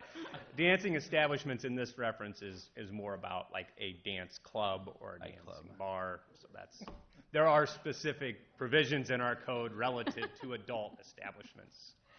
So just so everybody's on the same page. So there's sections of the red that could have a bar. Correct. Or a nightclub. Yeah. So, okay. Well, there was one proposed a few years ago, wasn't A it? bar. Well, it was a. It was a restaurant. I don't remember exactly what alcohol, but it was a restaurant with alcohol. I don't believe it was a restaurant. So it was a restaurant, but they did have a bar in it. Yeah, that's. This goes back to some of our, and I think I'd have to look at it more closely, and I can get back to the council on this. But if an Applebee's is a restaurant, but the bar is open, I don't know what time it closes, but it's open to a certain point in time when the restaurant's closed. Most restaurants that are open have a bar component to them. You think of the ones in the metro area that are popular, and almost all of them have a bar component to them.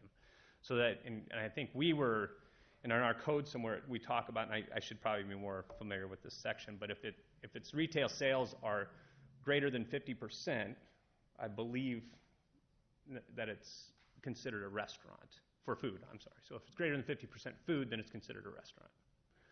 If you'll recall years ago, some of you may, the Cocktails Lounge was one of them that was brought up. And I think we have the ability to ask for their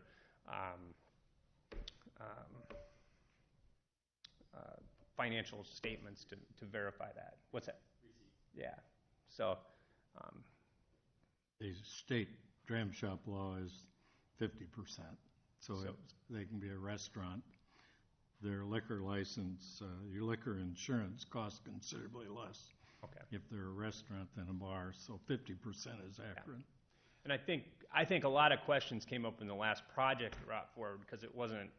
I'm not being critical of the project for this, but it wasn't a recognizable franchised business. So someone didn't say, "Hey, we're going to put a Buffalo Wild Wings in," or "Hey, we're going to put an Applebee's in." It was a private developer going to put a restaurant bar in.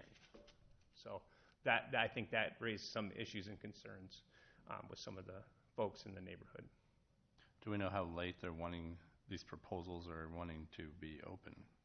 Well, I mean, I think we'd just want to look at it. I mean, staff would be bringing this forward for consideration to the Planning Commission. We can do some due diligence on what other areas are, but in a district like this, I wouldn't feel that we'd want to put a restriction on it, to be honest. I mean, that's just the way I would feel that we'd want to proceed.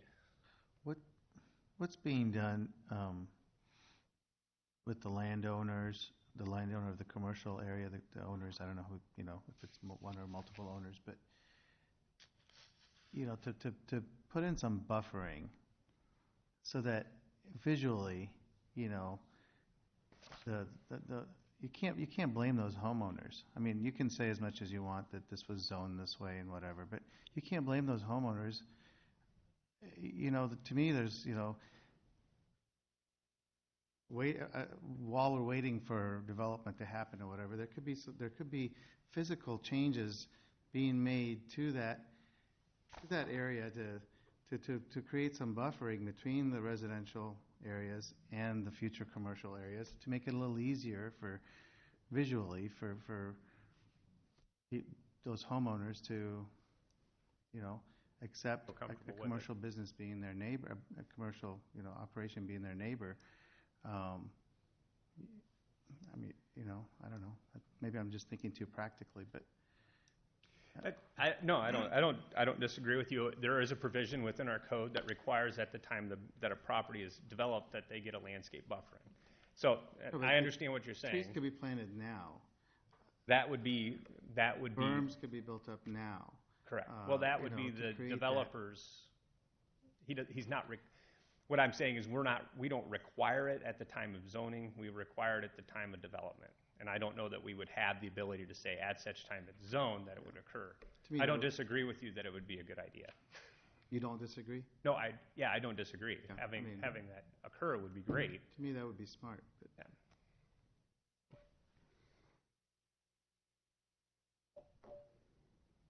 So that's what we're looking for on Thursday, is some direction from the council. Are there serious issues or concerns with this? I mean, there would be a public hearing, and it would be vetted through conversation at P&Z. P&Z would be required to make a recommendation on this and bring it forward to the city council for review, where we'd have another public hearing, and there would be 3 readings of the ordinance. So, Where's the park on that map? the park. Gill Park? Gill Park. Right where it says R2. Okay.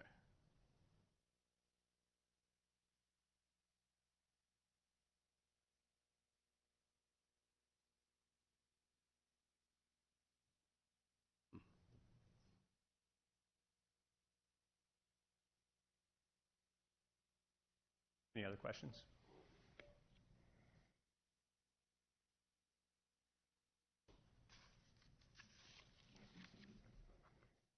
Well, I think a lot of stuff has to take place before we even get a hold of it to make a decision. Well, we just move forward. I'm telling them to move forward to do Well, I the mean, stuff. it's going to happen, so. Yeah. Yeah, I think you should proceed on. Okay. All right. Well, we'll move forward with that.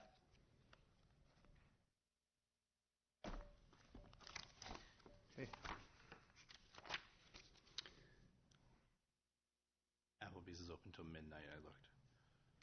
Right now. I mean, even some of the, not to belabor the issue, but even some of the coffee shops are open later for evening after on the weekends. So,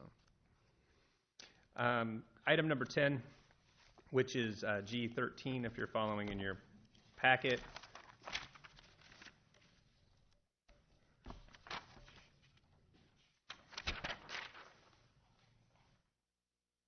Is related to the next phase of the Central Corridor Plan. There may be some conversation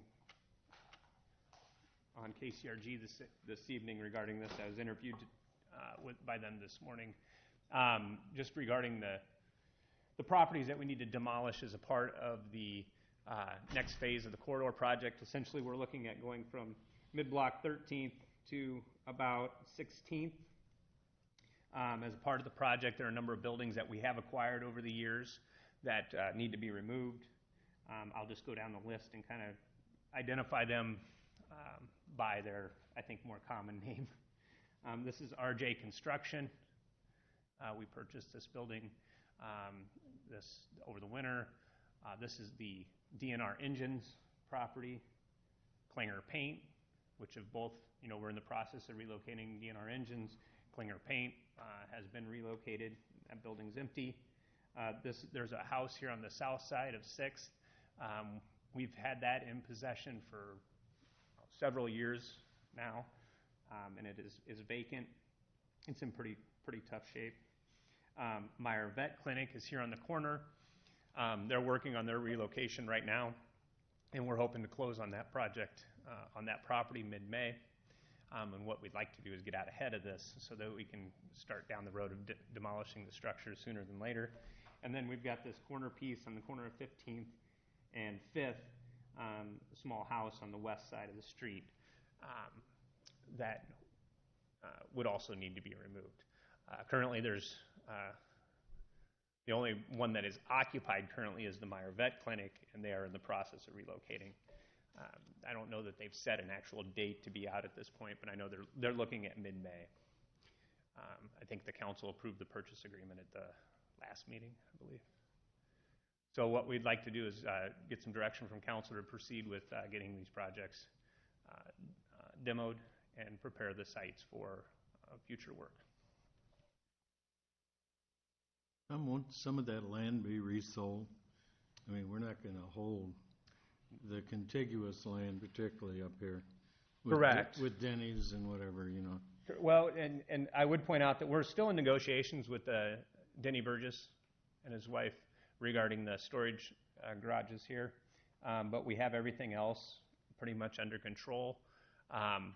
What we are proposing with this is not demolishing every structure that we own. We would just proceed with the ones we need for the right-of-way acquisition. We have a couple other houses that we've purchased recently, and at this point we're trying to keep it in line with the project and the contract that we have for construction of the project. That storage garage area that's a pretty valuable piece of land. Yeah.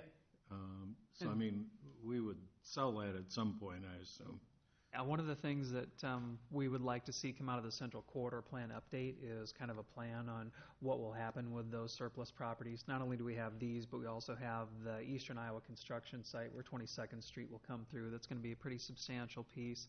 But without some guidance from that Central Corridor Plan update, that's what's going to tell us, for example, what areas might be more suitable for mixed use, what more areas might be more suitable for straight commercial, and so on up and down the corridor. So what I think will come out of that with is the ability to do a series of RFPs for these pieces of property, but we'll have a much better idea of how the building should be placed on there and everything before we do that.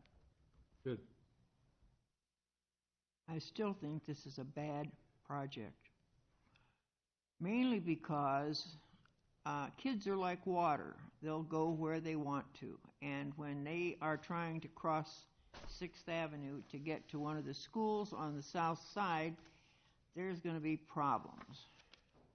And also, I certainly think that 6th Avenue should be finished off to the roundabout to the east before you begin anything else.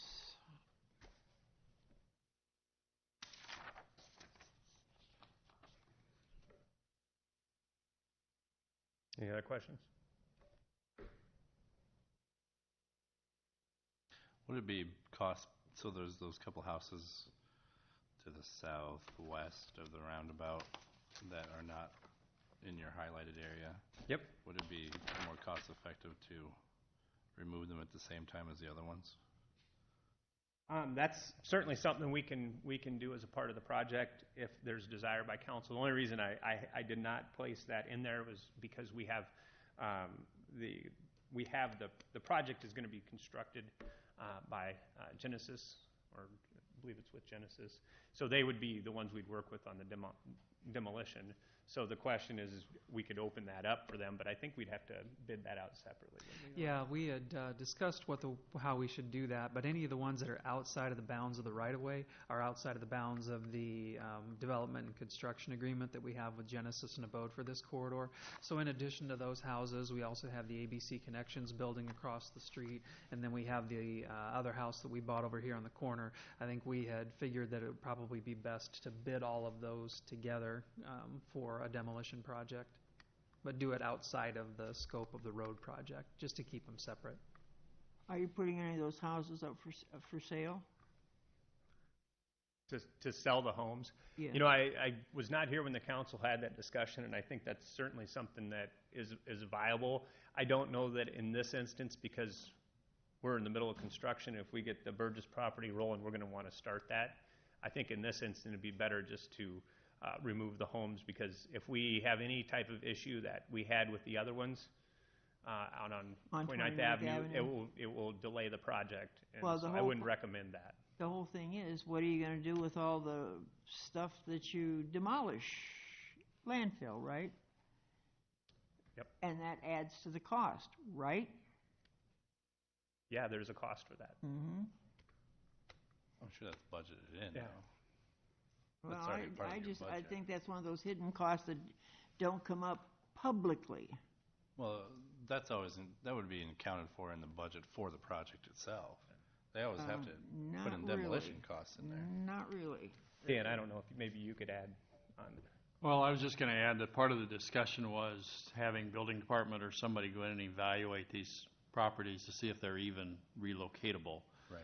I don't, in this instance, I don't think any of these buildings would be able to be relocated. They're just not stable enough to do that. That's just my opinion. But especially the commercial areas, they would not be, they might be salvageable for material like steel or aluminum or something like that, but I think that might be a consideration, is to have building department or somebody go in and evaluate them, if that's what council wants to do. And in the scope of one of the other projects occurring along the central corridor, we did have occasion to work with a private developer who was interested in perhaps relocating one of the brick homes. They had several movers come in and take a look at it, and they were just cost prohibitive to be able to relocate. I mean, higher six figures in order to be able to move one of those houses. It just wasn't going to work financially. Well, once again, it disturbs me that you're going to destroy railroad houses. The parking lot to the west of 14th Street that the school demolished, there were 2 railroad houses there. Now you're talking about taking out 3 more. Bit by bit, you're just destroying the railroad connection. And I'm not moving, and I got a railroad house. Just thought I'd tell you. Where do you live? I ain't talking. I will say, though, Mary Lou, you've done an excellent job preserving your railroad house. Perhaps quite a bit better and more diligent than some of these have been done in the past. Well, when you got a house that doesn't have a square corner in it, yeah.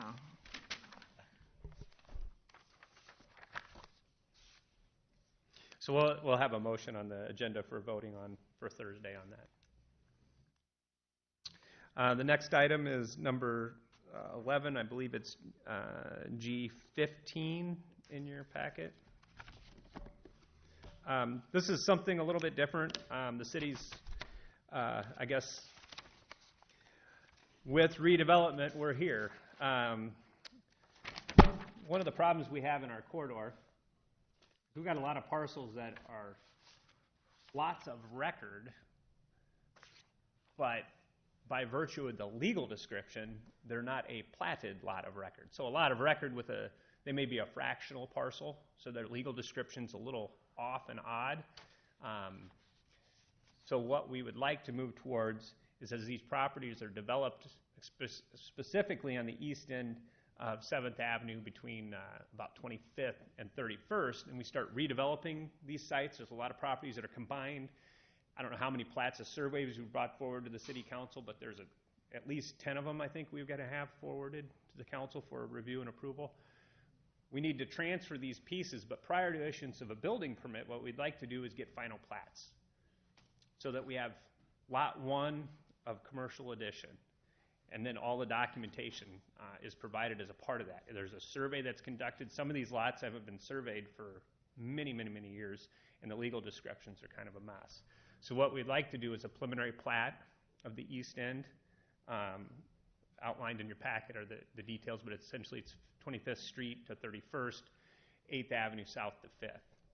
And as properties are redeveloped, we would get a final plat prior to issuance of a building permit. There are some where we didn't get the appropriate right-of-way. Lebeda, the new Lebeda project, if you look detailed at the map, there are a lot of records so they can get a building permit currently. We did ask them to final plat they'll have to final plat when they extend their next addition, and at that time we would get the appropriate right-of-way for the dedication of 7th Avenue.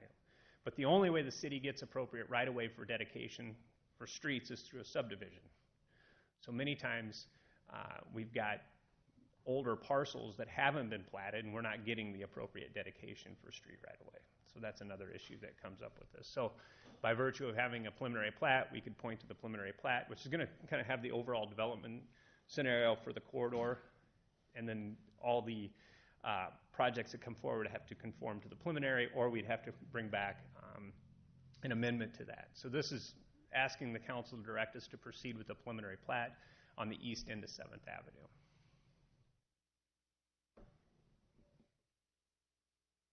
just trying to clean up some of these. There's, as an example, the Lebeda project probably has 1, 2, 3 or 4 abstracts associated with the property. As soon as they final plat, they'd be lot 1 of 7th edition, 7th Avenue Commercial Edition, and then that would combine all their documents into one. From a mapping perspective, it would clean it up. Building permit, lot lines would be established, and we'd have real clean boundaries.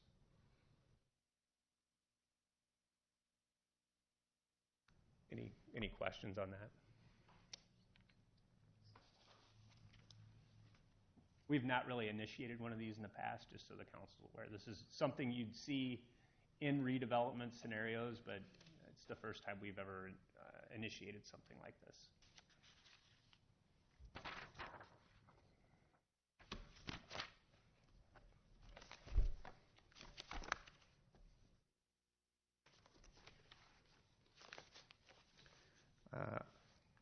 Item number 12. This is on Thursday. There's a public hearing regarding an amendment to the Central Corridor Interim Development Overlay Ordinance. You recall the City Council passed this in, I believe, November last year for a 6-month period of time.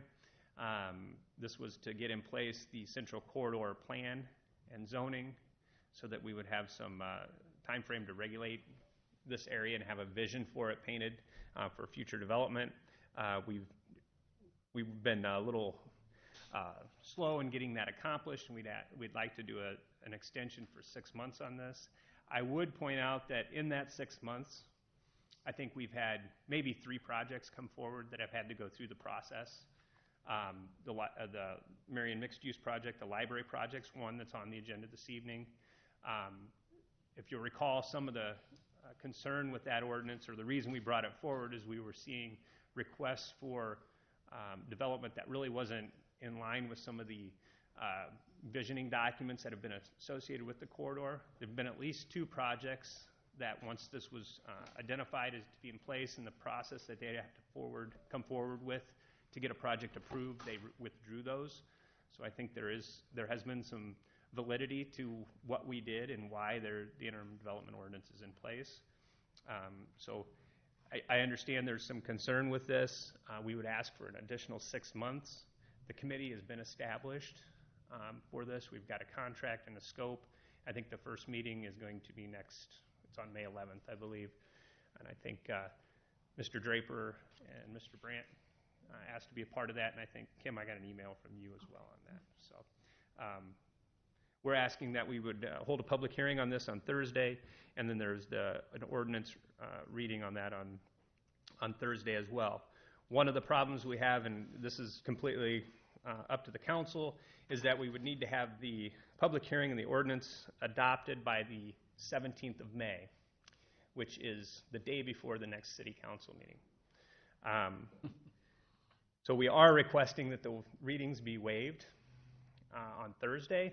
Alternatively, if there's a desire not to do that, we could possibly hold the second and waive the third at the work session for the second meeting in May, if there is desire to do that. I know we don't normally take action on a Tuesday, but that would be something we could proceed with. And I think Devin and I talked a little bit about that. Those are the 2 options. We've actually had limited to no concerns on the interim development ordinance to date. So, wouldn't you have to call the meeting to order as an official meeting in order to do that? Yes, for that vote you would. Or for that hearing, I should say, excuse me. Well, the hearing's Thursday, so it'd just be the second reading. The reading? But actually, if you wanted to have a suspension of the rules, then it would have to be a formal meeting. God, I'm so sorry that I taught Robert's Rules of Order.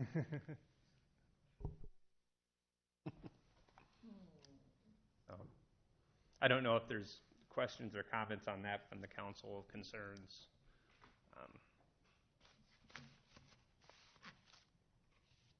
I think it would be great to do it on Thursday. I understand if there's issues with that, though.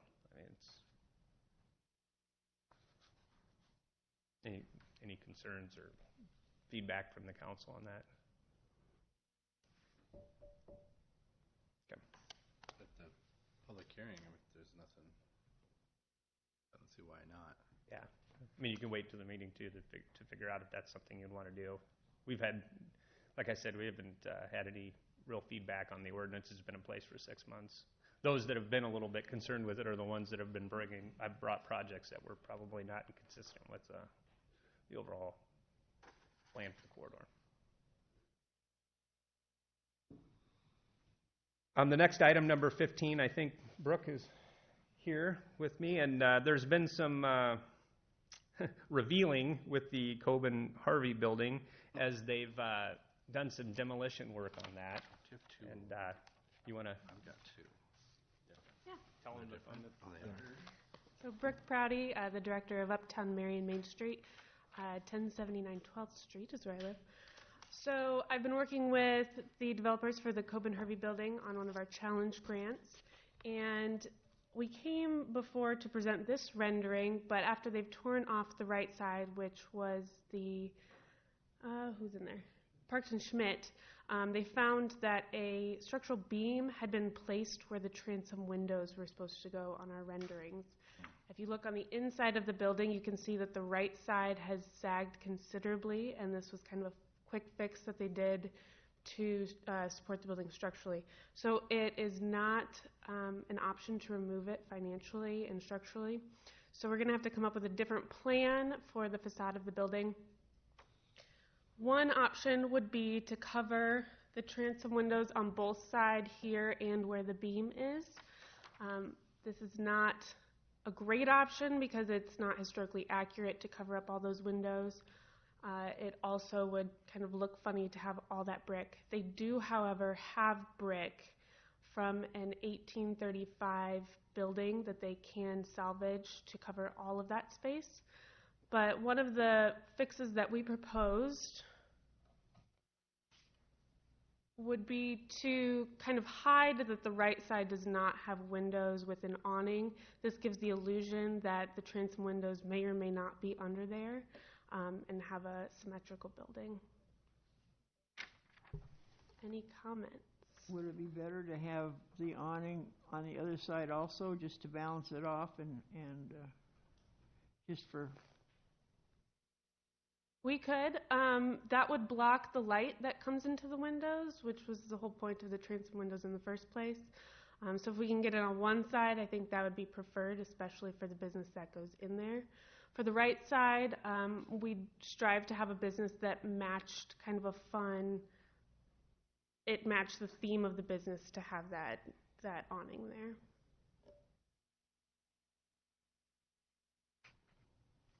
Is there a decision for the council to make on this, or is this just informational? Well, the building was reviewed under the IDO, Interim Development Ordinance. Yeah. And so this would be a bit of a change to the elevation that was presented. So I think we could draft some language to allow the council to make that change at Thursday's meeting. I know this kind of a change I don't think would require to go back through the process. So we would have the council take some action on a revised application for this. They're really eager to get the front facade in the works, just because it's all torn up right now and it's not the prettiest site along 7th. So. Historically, have those been separate? Has that always looked different when it was built, or history-wise? Was the two sides different? I don't believe so. I believe historically they were two separate businesses. If you look at historical renderings, the front of the building, on both sides, there was a window in the middle here and here. Mm-hmm. So that the front entrance has been changed on both of them for ADA compliance. So we couldn't go back to the original historical photos, but having the windows reach at least halfway up the building was somewhat accurate. I don't see this looks okay to me. I'm not a big fan of the awnings myself. Yeah. I don't like the way they look, personally. And they said they would work with us to have a more decorative awning instead of some of the plainer, more functional ones that you see in the Uptown District currently. They have, Like when it's done. I mean, it'd be curious to see what it would look without an awning. If you, because you said bricks and stuff, correct, to cover up the. Correct. Yep. Yeah, under the awning would be the brick to match the existing brick, so it would be just. But it might look better just to be all, personally, my opinion, all brick instead of having an awning sticking out. Especially if a lot of the awnings are going cover away. up the windows? There won't be windows though. Right, just cover them up with brick? What you're saying? Maybe. One side windows, one side brick. Because a lot of the awnings are going away uptown. Right, unless they kind of match the theme of the business, such as a candy shop or something like that, that it's part of their theme to look more kid-friendly.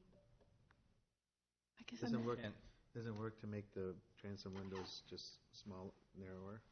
It would not, no. Can you put a fake window in front of it to make it look like windows on the outside, but not actually? Right, I have asked that. There's not enough space to put a window in there. I think they're going to have to limit the size of the brick itself, too, in that space. Okay.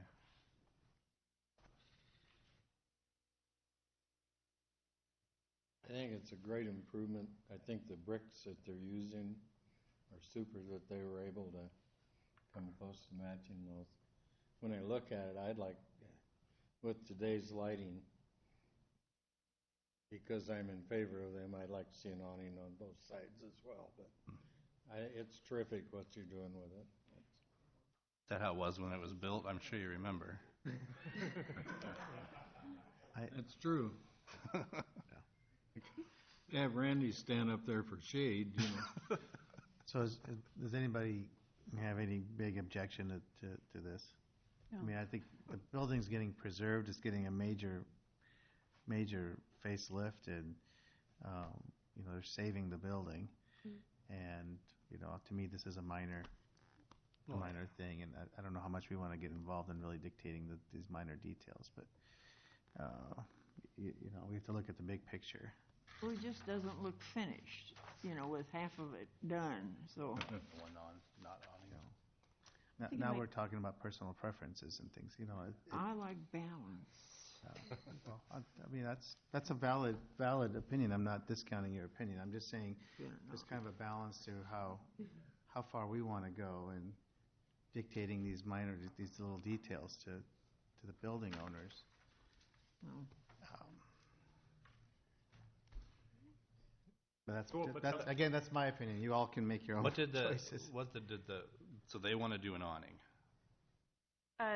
They thought that would be a great solution to the problem because they really did not want to lose the windows, at least on the left side. Sure. Shame to cover. I guess in all actuality, when they get done with the building, they could put an awning. Right. I mean, I think the concept of the awning was simply to cover up the brick, but Depending on what business goes there, they may want an awning. the other option is On the they other don't side, necessarily, too. if there's no requirement, I don't think we would put it in the legislation that there's a requirement for the awning. That just maybe what they choose to do as the building owner to kind of make it look better, because I think there's concern about, believe me, Brooke and I had conversations about symmetry. Mary Lou, we're right on board with you. all right. So, See? anyway, that's, You're learning. there you go. Not so bad, huh? You guys always hang together, Yeah. Thank you.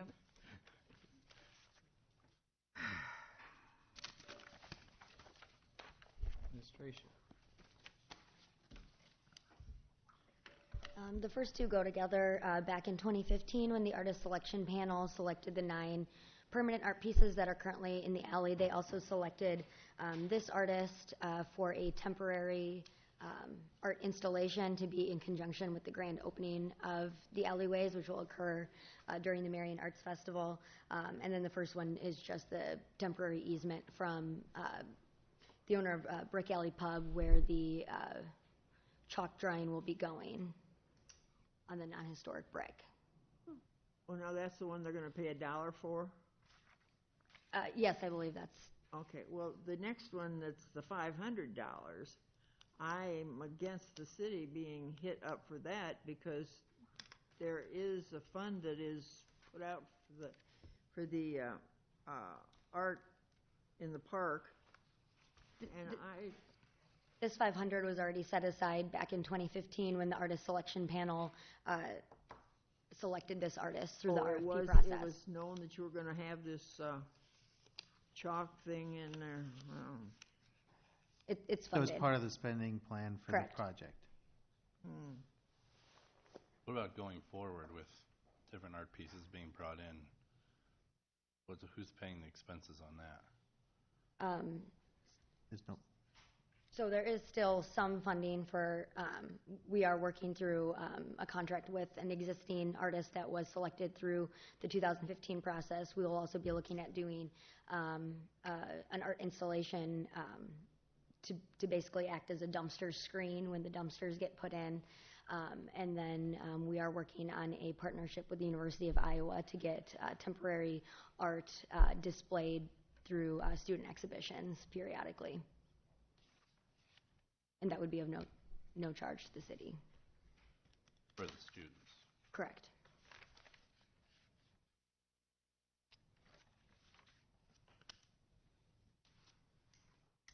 That's good. questions?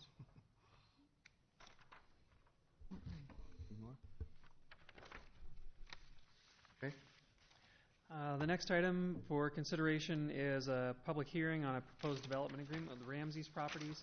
We've been through this one quite a few times with the City Council as part of the amendment process for the urban renewal plan. Now we're getting to the point where we're actually ready to move forward on the development agreement.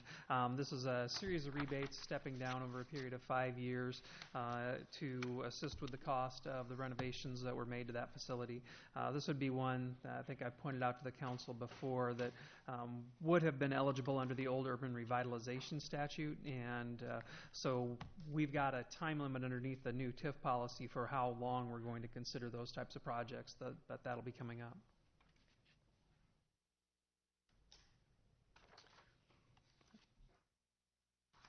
Questions?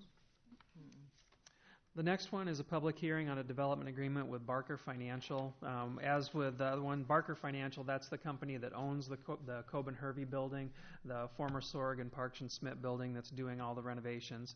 After some conversations with the business, we actually have made some changes to the development agreement that I just wanted the council to be aware of.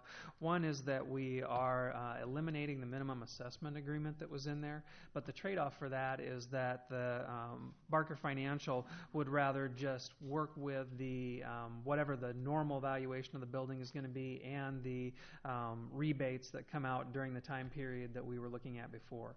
Before we were trying to hit a targeted gap of $301,000, and that's for the safety improvements and the ADA improvements to the building. As they've looked through it, the only way we could do that was to establish a minimum assessment on the building. Their concern is that the minimum assessment was going to be a bit higher than they were comfortable with for the rents that they're going to be able to charge in the facility. So what they're going to do is they're going to up their equity, and so we'll be putting less into the building through our rebates. They'll make up the difference. So the number that's in the agreement won't change because that's what it was published at as far as the hearing goes, but we would expect to actually rebate less than that over the period of years that we were agreeing to. Okay, questions? Okay. Next. The next item then is a discussion regarding the naming of the Art in the Alley location. This is something that... Could we go back to the number 9, please? Yes. Mainly because I think in the way it was written again, it's got the compensation starting the 1st of July. That should have been corrected to the last meeting, unless the prior version of the ordinance got included. Yeah, I emailed Tracy just to ensure that was changed, and I didn't hear back, so I assumed it was, but I can double check and make sure that by Thursday that error was corrected.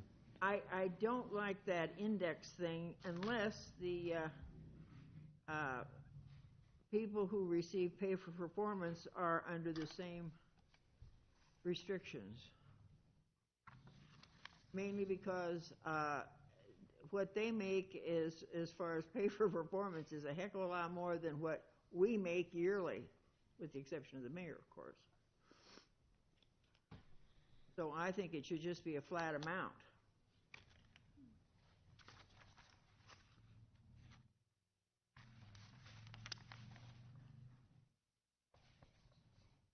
I'm just trying to pull up the ordinance to see what version was included. Yeah.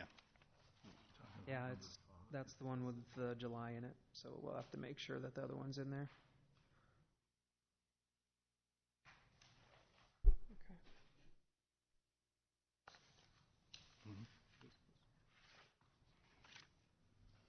Amendable, I assume. Do what? I'm sorry? It's amendable, you know. Sorry about that. Means once every month, and of course it's now.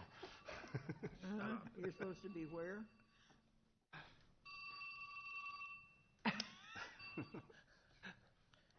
Thought I had it off, you know.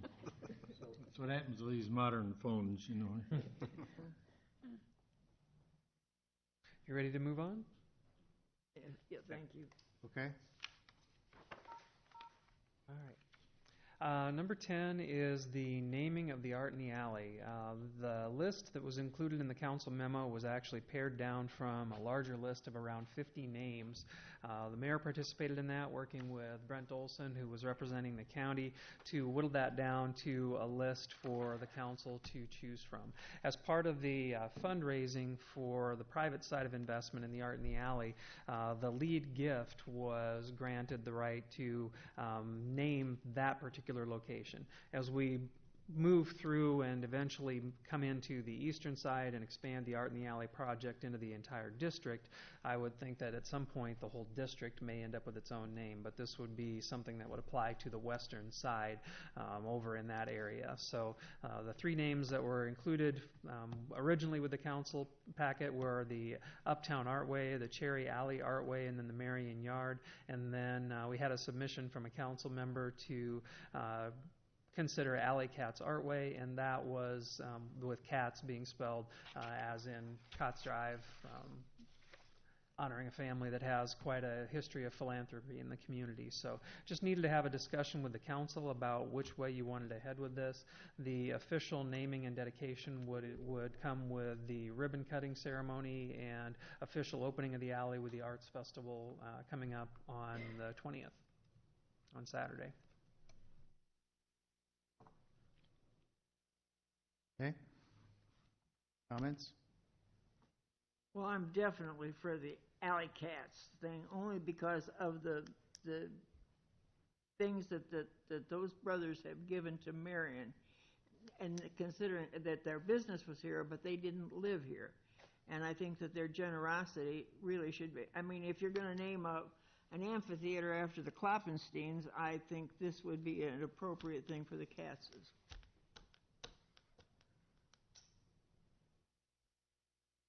I'd never disagree with that. And mainly, Mr. Dorman, I just think the Cherry Sisters, after reading your article and about the review that was in the New York paper,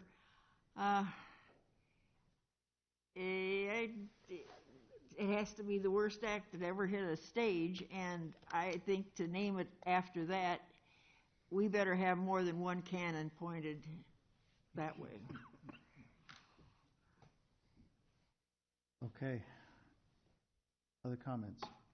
Dave? I like the Uptown Artway. I think it, describes what it is really well. Sorry, what? The Uptown Artway. I've asked quite a few neighbors about this, and the one they liked was the Uptown alleyway. So Alleyway or Artway? Artway, yeah. So That's the one they liked.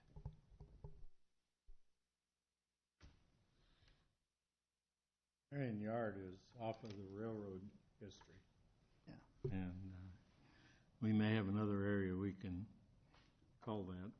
And so, I'm one that is in favor of anything for Burton Henry cats.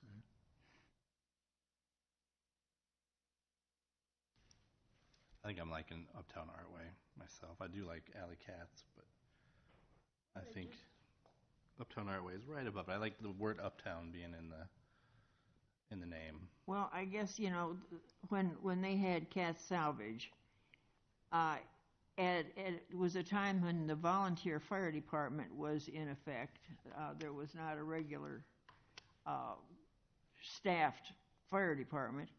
And if there was a fire in town, Henry would let the workers go to help the firefighters, and he never docked them in pay at all. He paid them their regular salary while they were fighting. And I mean, things like that, you just don't run into those things, and I think those people should be honored. Well, how does the naming policy play into this? Well, essentially, once the city council makes a recommendation, we have to go through the actual naming process, which I believe is by resolution for the council to actually establish the name. But isn't there something in the naming policy about naming it after individuals? Naming anything after individuals? I'll have to look it up. They had to be deceased. Didn't we remove that? No. We changed that. We never passed that. Yeah, we removed that, I thought. We did? Yeah. Okay. I'm just making it clear.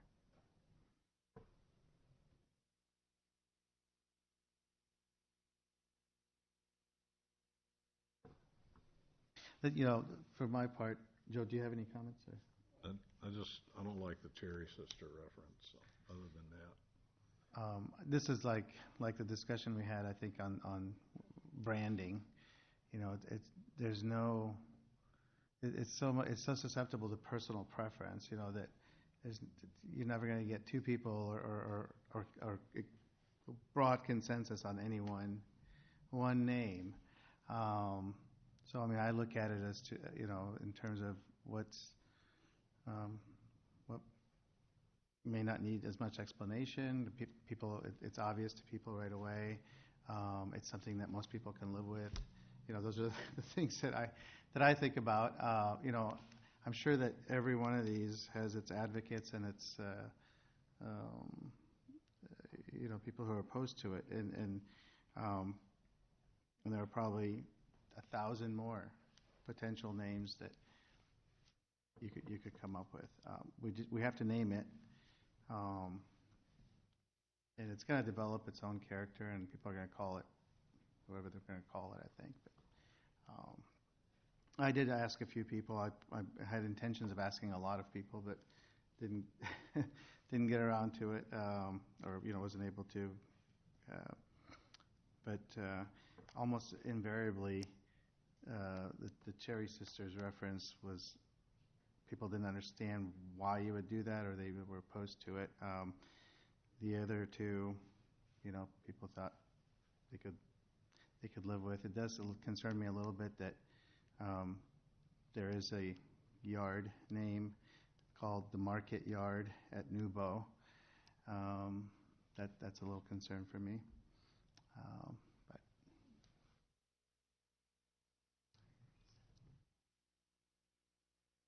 well, it's going to be given a nickname that'll be pretty universal. Anyway, I don't know what that'll be, but yeah, I mean, I do think that the yard reference could be cool. It could be, and it does speak to the history of Marion. And it's a little more, I think, a little more fun than the others, and it refers to a place where people gather, and it also refers to the history. But I do have that one concern that I shared. Uptown Artway, it kind of says what it is. Cherry Sisters Alley, I'm not terribly opposed to it, but I don't love it either. I think that most people don't know who they are, and you'd have to explain it. But, like I said, I think whatever it is, I think we'll learn to live with it. And Yeah, it had to be explained what a yard was. I didn't even know what that was, so. Yeah. I'm not a railroad buff, sorry. So a lot those are of my a lot of opinions. people won't know. And anybody else have any other comments? Did you find was there anything in the naming policy about naming after individuals? Procedurally, there's a couple of things. I mean, it says naming generally will not be made for living individuals, with ones that have been approved for living individuals already grandfathered in.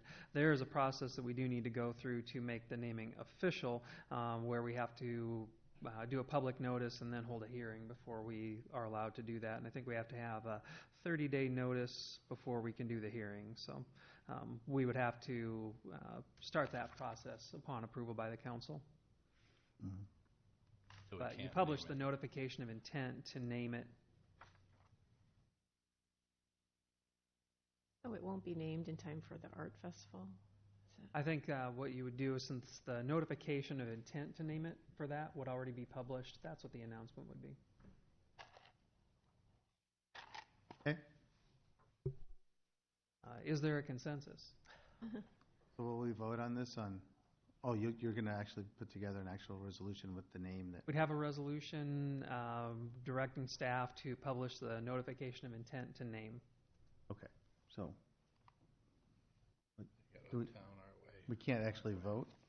Or... You can only pass the resolution that names it after the waiting period. I don't know, I'm saying, Right in now. terms of determining what the consensus is. No, if there is a consensus, I counted 3 that were seemed to be favoring the Uptown Artway. 2 like cats, 2 on cats. undecided. Yeah, I think I like the cats better than Uptown Artway. I'm the 3 and decider. 3. You're the deciding factor. I have to go with Uptown Artway. Okay. I don't think we should not. I mean, we should probably have something named after the cats, but I think so too. And the alley cats, I mean, it just kind of goes together. Spaghetti and meatball. yeah. Okay. Uptown Artway. All right. May take more than one vote.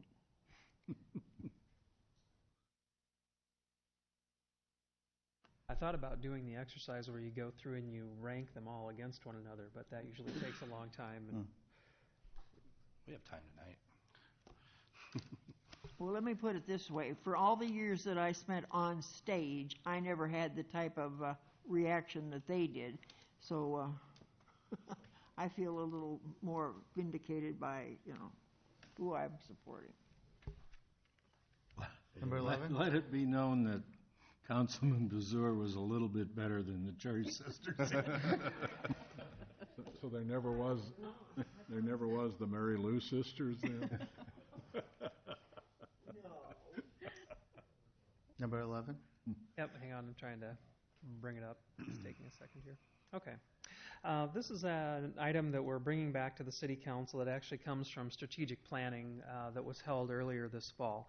As we identified the list of tasks and as the Council pared down our strategic planning goals to the 5 big ones, one of the things that we identified that we really needed to look at for the remainder of this fiscal year was the city as an organization, to see if we were still in the best spot or if the current structure that we have in place was meeting all of our needs and really positioning us for where Marion is headed. One of the things I think that we've always kind of fallen back on is looking at the communities around us and looking laterally at how they're structured.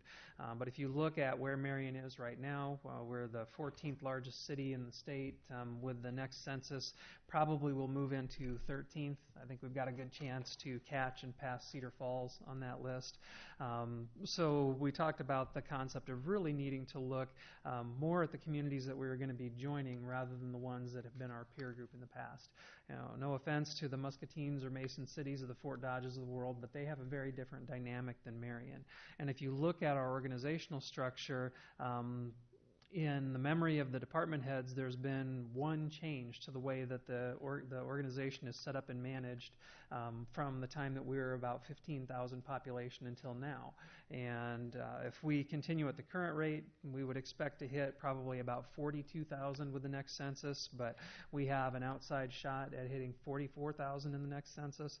I mean, we're heading more into the ranks of the Ankeny's and the Ameses and the Iowa Cities and the West Des Moines than we are those other communities. And so we started taking a look at how do we position ourselves to be able to move forward with that. At the same time, there were some other things that the council seemed to wanted to have accomplished, some of which was related to my duties and my position, how the organization was working, how do we drive the culture of the organization and make sure everybody is on board with the strategic plan.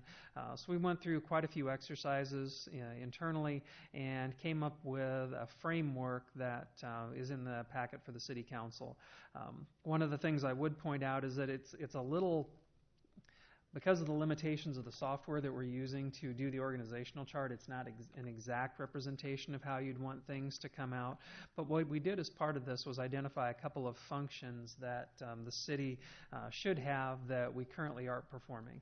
As I've said, when I went into the meetings with the department heads and then with the staff, I thought it was important to take a look at not only what we were doing, but also what are we not doing that we should be doing. And that's what led to some of the orange boxes for things like budget and records retention and clerk functions.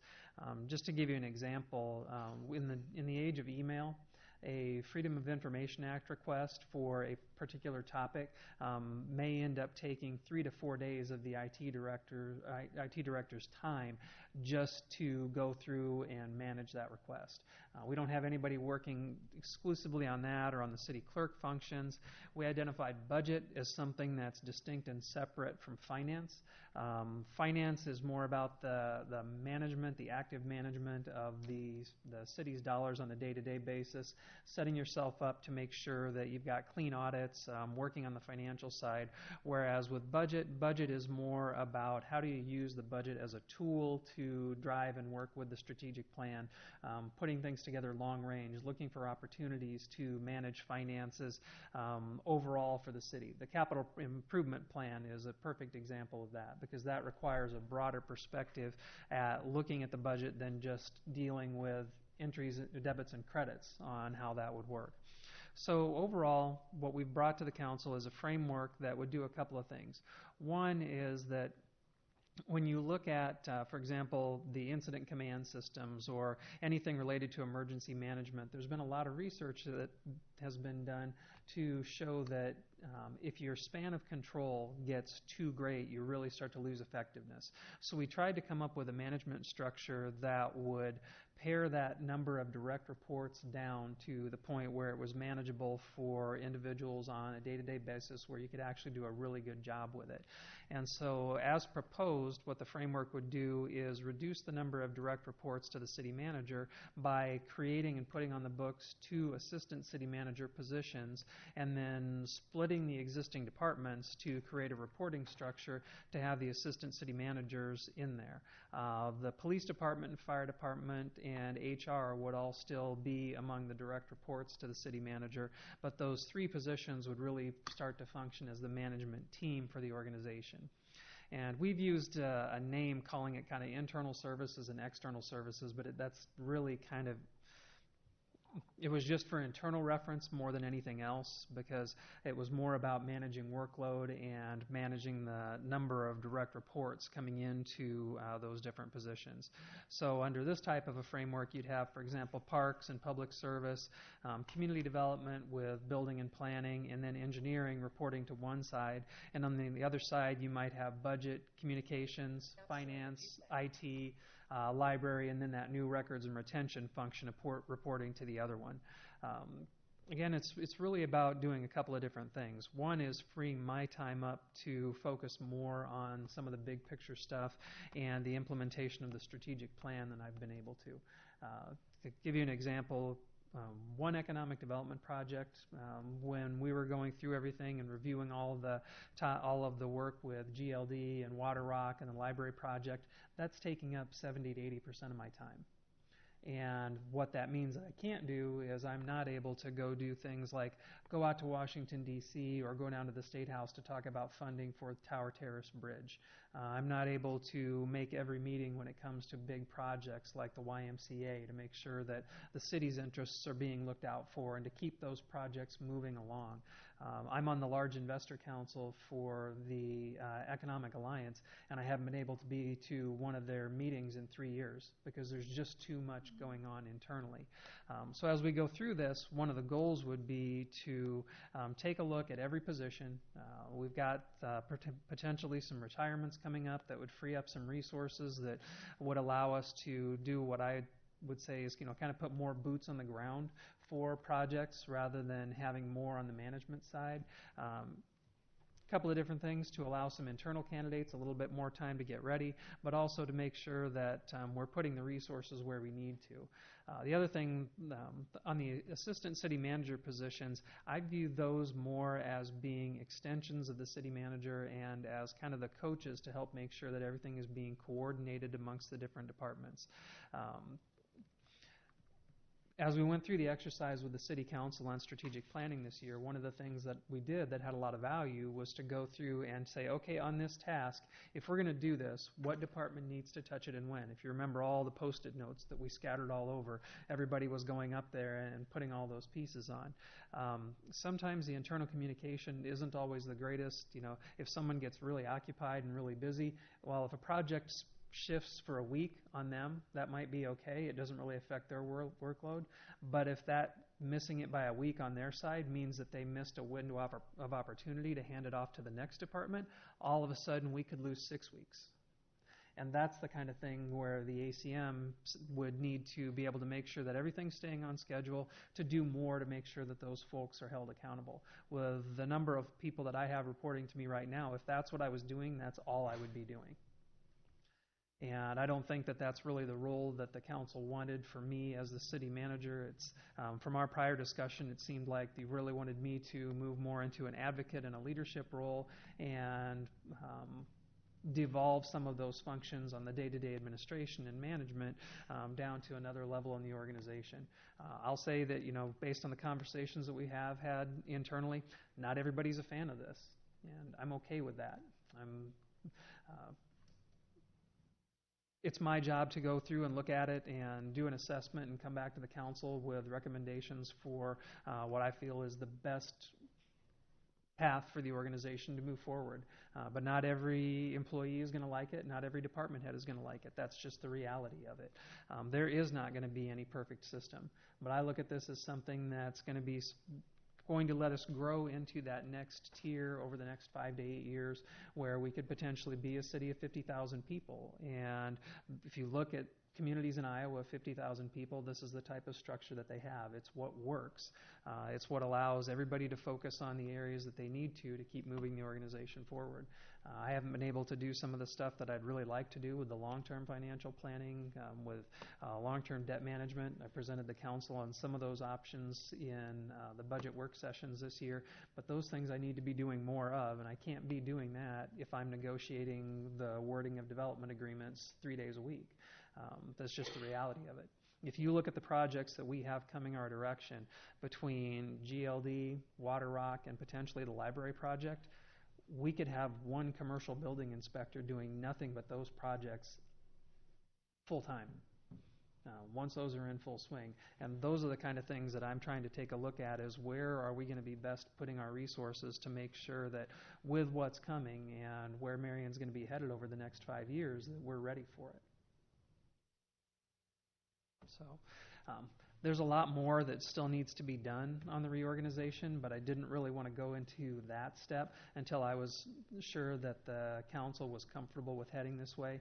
We haven't talked about putting together the formal transition plan for when do these things occur, when do these changes happen, what do the job descriptions look like, what departments are doing what tasks now, and should that still be the home for it later on?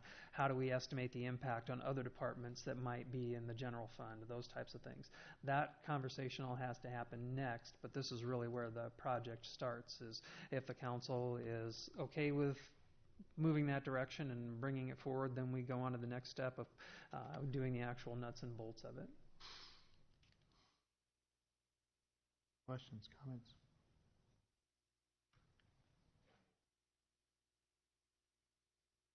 Dave? Well, you know, this is like a structure like 50,000 population cities have. Is this kind of tailored off, you know, an example like right now is like in Ankeny or, is that how the structure is kind of right now? Yeah, some of them like Ankeny would actually have 3 ACM positions. One might be in charge of economic development, one might oversee emergency services, and one might oversee internal services. If you look at just the organizational chart, it's probably most similar to what Ames has or Dubuque has, as far as how they're structured. Iowa City is structured a little bit differently on theirs as well. West Des Moines is structured a little bit differently. They call theirs a deputy city manager position, but then they kind of have a community development director position that's equivalent, that does different functions than the assistant city manager does. So they split them out, but they call them different things.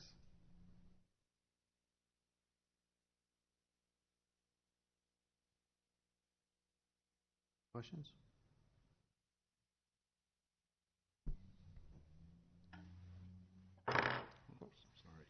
I know it's a lot to chew on, but certainly feel free to call me directly or send me an email if you've got questions about it, or if things occur to you after the meeting about.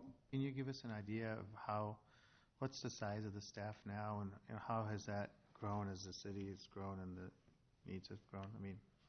Well, a couple of years ago we passed 200 staff. I think we're right now around 213. Over the next year we'll be moving up to about 216. If you look at, for example, the direct reports to the city manager, there's 10 department heads, there's the assistant to the city manager, there's the HR function, so I've got 12 plus that are coming essentially directly to me. Incident management and incident command and good management practices would tell you should have no more than 5 to 7. When you're a city of 10,000 people, as it was when I was in Platteville, it's a lot more manageable just because there isn't as much going on. But it's just simply not possible for one individual, in my mind, to stay on top of everything that's going on with all the departments. If you look at the scope of what we're involved in now, 10 years ago our agendas were 2 and 3 pages long. This one's 8. Our consent agendas now are longer than the agendas used to be.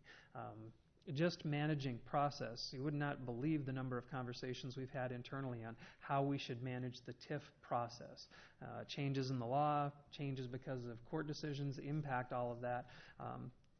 When I started with Marion development agreement, you could get that done in 2 city council meetings, and the development agreement was 2 pages long. Now it takes a minimum of 4 to 5 city council meetings, and the development agreements are 15 pages long. There's just a lot more complexity to it, and trying to revolve all of that into one individual is not a good thing. The other benefits that it has is, one big one is continuity of operations. As you look around the city, you can probably identify 2 or 3 individuals that if something were to happen to them, projects would come to a grinding halt, or internal operations would come to a grinding halt, and we just can't have that. We've got to have more cross-training. We've got to have more people that know how to do things beyond just the confines of individual departments. What I really would like to be able to get to is the point where when we have projects going on, it shouldn't be the department heads in the room. It should be the people that are actually working on the project in the room.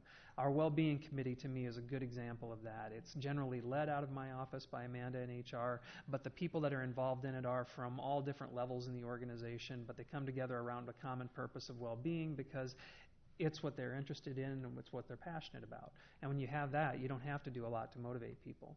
There are functions across the city that we could be drawing on in a more systematic, organized way with some help and coordination that it's hard to do when departments are getting drawn into their own daily operations.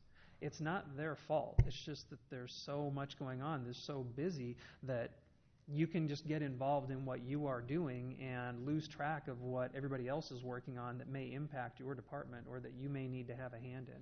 We've gotten better at that, but there's still a lot of work on that that needs to be able to be done.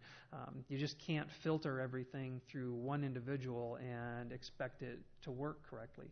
If you look at the most effective organizations and the ones that are the most successful, the most nimble, it's the ones that go to that team-based approach.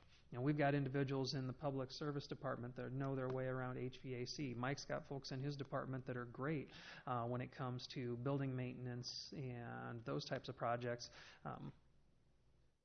I don't necessarily know who to call without calling Ryan or Mike. Those types of functions we can better coordinate and distribute them out and just take better advantage of the resources that we already have without necessarily having to add staff if we're better about how we allocate that. Going to more of that team-based model.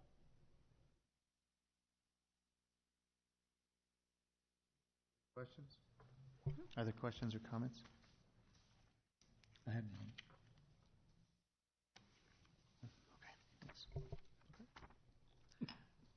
Oh, yeah. And just for the benefit of the public, we are going to be shifting gears on the agenda for this afternoon. At the end of April, the Iowa Bar Association published an ethics opinion about how licensed attorneys have to conduct themselves when holding public office.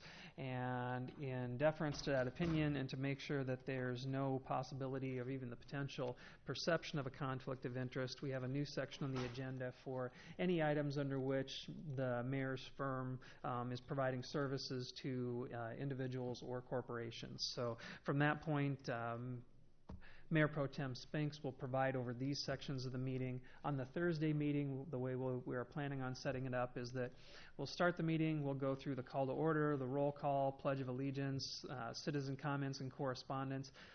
Then the mayor, under the opinion, attorneys are supposed to sequester themselves even from the conversations and discussions about the proceeding, hence the mayor is leaving the room. We would act on those items first, then the mayor would come back in and we would act on the remaining items on the agenda after that piece of it was handled. So during the work sessions, and then on Thursday we'll flip the order in which we do these. With that, Go to work, Joe. we'll turn it over to Joe.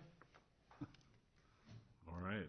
Well, is that all you had for the For that, yep, then we'll flip back to engineering because Dan has a couple of items that fall underneath that. Yeah, I guess, is there any question from council on how we're going to change up the agendas? It sounds like a good move forward.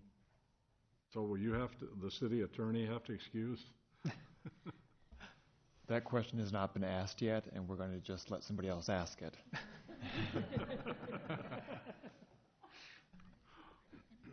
All right. Okay, well, we'll continue on then with engineering. I thought you didn't have very much before. That stuff was missing. Yeah. I'll jump down to what is currently on the agenda is item 2 and 3. Originally was 3 and 4 on the original agenda in your packet. This is another project that we had a letting on April 25th. As typical for our HMA resurfacing project, we had one bid. The estimate for the project was $750,000. We did receive a bid of $702,137, which is about 93.5% of estimate. We are going to overlay in 10 different locations. Once again, with this project, we are asking that we would probably come back with a change order to bump that scope up to $750,000, which is budgeted. We'll bring that back in the future, adding a couple locations that are priorities for us within our network. We are recommending award of that contract to LL Pelling in the amount of $702,137. That project does have a late start date of July 17th and have 45 working days. Item number 4 on the agenda, which... Wait, could we go back, please? Sure. I sure would like to see something concerning the, what Steve Sprague brought in as far as the curbs, and if that took concrete paving instead of, I love the blacktop. I think it's great. But you can't do curbs and gutters with blacktop. And there are areas in this town that it's just despicable. Yeah, and I would agree with that, Mary Lou. But that is a different program. It's a different budget. I just think that maybe, if you put that $750,000 into concrete, how far would that go? Well, I guess it depends on your priorities. We're looking at travelway, which is used every day, and compared to curb and gutter, which is, in my opinion, in a lot of locations, aesthetic. We try to address the travelway and those needs. We have probably twice this amount of needs for overlay for roads that are not handling the traffic that we have now. So if that's council direction is want to do that, we're more than willing to do that. But it's just my opinion, and Sure. I can, because I went out and looked at that area, and gosh, you buy a house, you pay taxes on it and the whole thing, and then everybody says, well, you're just not that important because you're not on a major street. I would be a little perturbed. we would be more than willing to come forward with a program that would look at all the streets in Marion, because this 8th Street is bad, but I can tell you it's not the worst. Yeah, that's true. So if that's the interest of council, we'll start put together something as far as those high priority curb sections and look to see what that overall cost is. I'll bet you it's in the millions, so to get it up to where it should be. I think it'd be good to have a program that's just like sidewalks. Now, that's what we had talked about at the meeting, is that we would, at the time of doing the strategic planning and budget, that we would start adding that to the work projects. Engineering used to have a program that was about $75,000 a year, which didn't go very far, you can bet. We would be more than willing to contract that or work through Ryan's department or whatever, but it's definitely a need. There's no question about it. And as we overlay streets, we could go back in and saw off the gutters and add, to really complete the project. But that would take direction from council. There's currently not money for it, so. Thank you. Yep. I think we have more complaints about the street surface than we do the gutters. We have obviously some, but I would think that maybe at some point we could, along with the sidewalks, just plan on replacing a few streets and getting bids and estimates and trying to budget for that. Because you could do that after you put the asphalt street in. Yeah, it's actually, in a lot of those neighborhood streets, it's easier to go in and saw off the gutter and put that curb back in afterwards, So we'll look at putting something together for future. Item number 4 on the agenda, which is actually 9 on the previous packet agenda, is the 2017 Armour Drive extension. As you all are aware, we did present the Roushes with payment for right-of-way for the Armour Drive project. We're now ready to move forward with the project. However, currently we do not have the full funding for the program or for the project. We would like to proceed with lost request to get the additional $400,000 to do the project. We're proposing that we would go ahead with the letting on May 30th. At that time, we can then have the time to get through the lost funding process. If that does not occur and the council does not approve that funding, we can always take all the bids and throw them out at that time and not proceed with the project. But we'd like to get moving so that we can get this project done yet this year. So,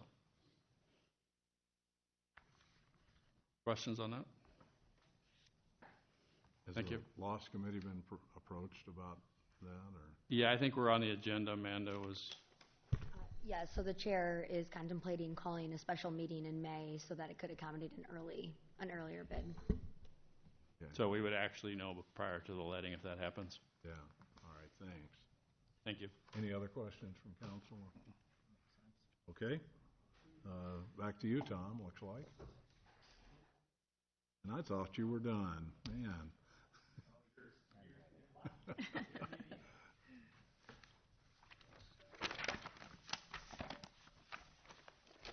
So this is an exciting project. This is the Marion mixed-use project, including the library, uptown Marion on the Marion Mall block.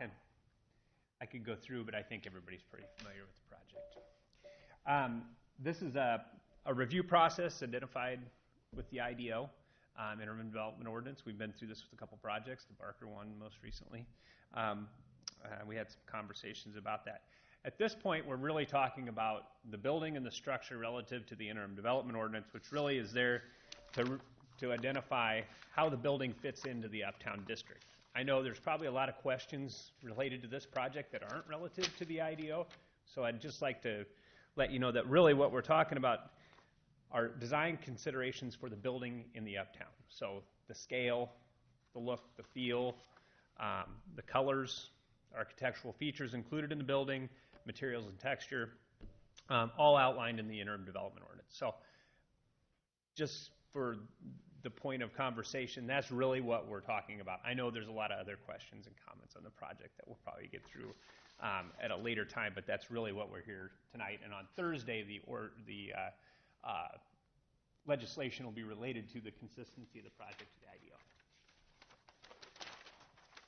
So the project as identified, this is a 3D perspective looking from the northeast to the southwest.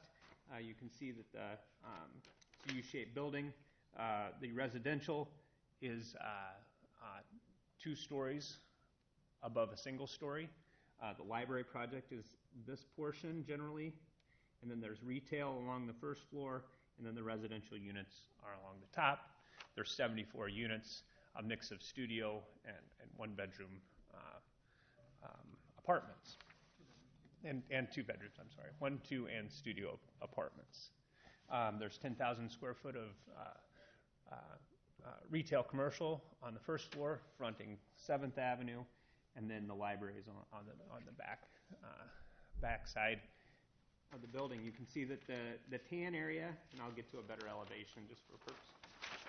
The light tan area is brick.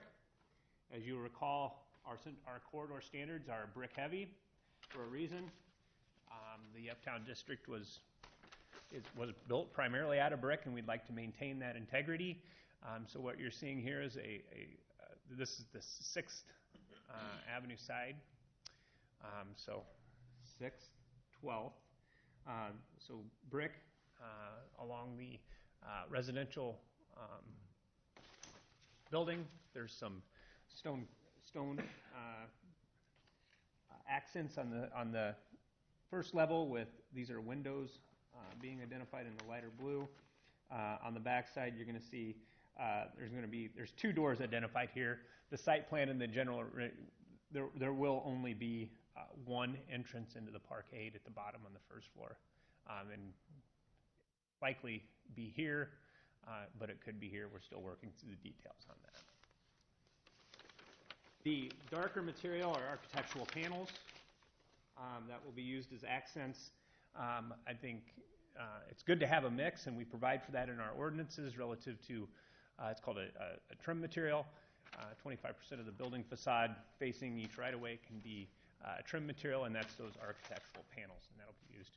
You can see on the first floor there's more of one of the steel awning structures that would come flat off the building, and the corner piece, and then smaller ones as you continue east down the block. Internally, you can see that there's more of the architectural paneling that'll be done, and the brick will be primarily to the exterior. I think you guys had received these in your packet, so you've probably seen them, so I'm not going to go too much detail here. So this is 12th Street looking east. There is some landscaping, and the only real area where there is some green is on the 12th Street side, and there'll be a strip of natural vegetation in that area. You can see this is from the park facing, looking west. Correct. Yes. East. Looking east. Okay. So, all right. So look, it's right there. I guess it would be the west elevation. So you can see the entrance to the library is going to be from the 11th Street side. So when you walk out of the library, you'd be looking at the park and ultimately a plaza between the park, which is now the 11th Street right away, and some parking areas. There would be a corner, again, the corner retail here. And then with the slope, there'll be a stair stepping down to the 6th Avenue. So ultimately, it'll look 3 stories. I'm sorry, it'll look 4 stories from 6th because of the parkade entrance, and on the 7th Ave, it'll be 3 stories.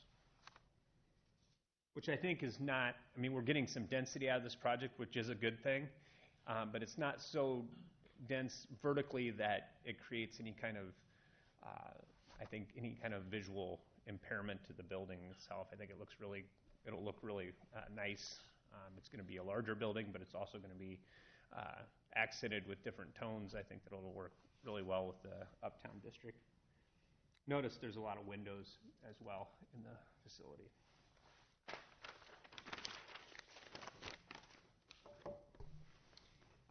As identified, so these are the interior elevations. If you split the building down the middle and you're looking at the north side, obviously this would be like the library entrance, and this would be the roof, and then the 2 levels of residential, and then obviously this is the opposite view.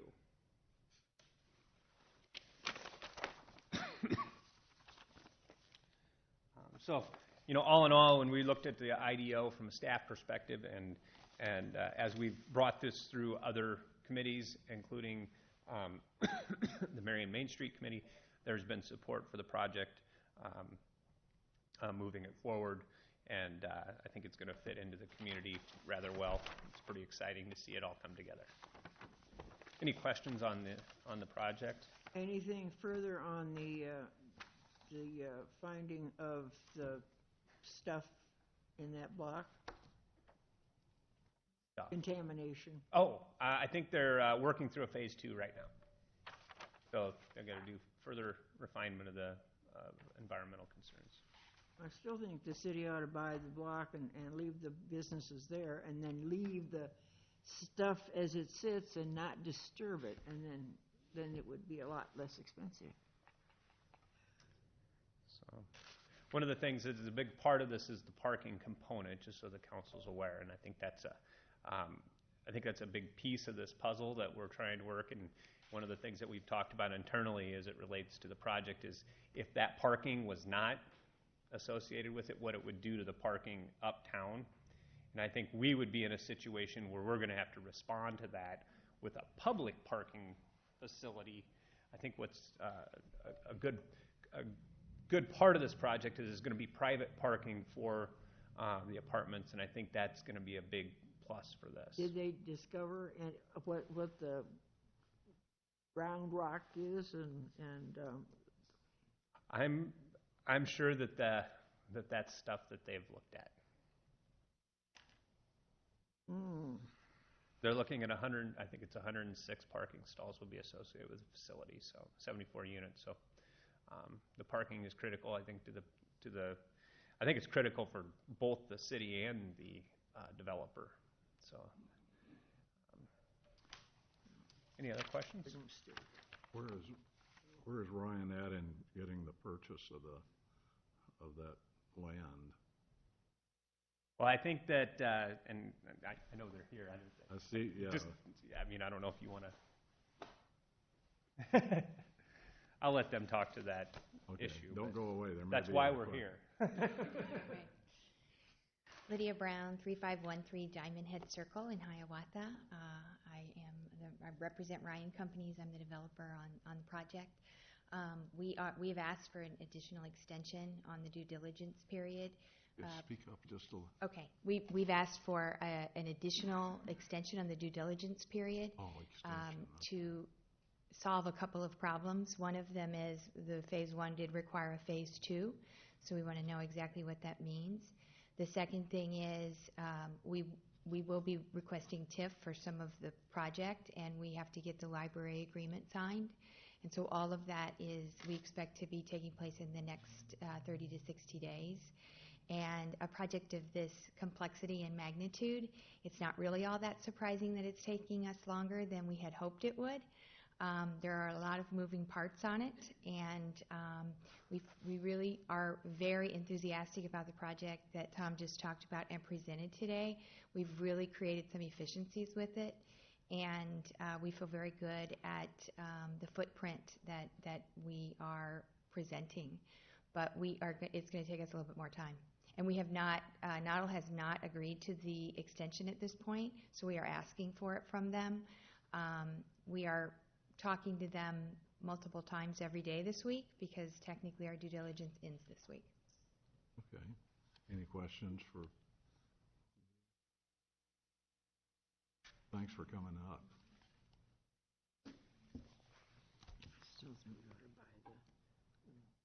Any other questions then for Tom about the project?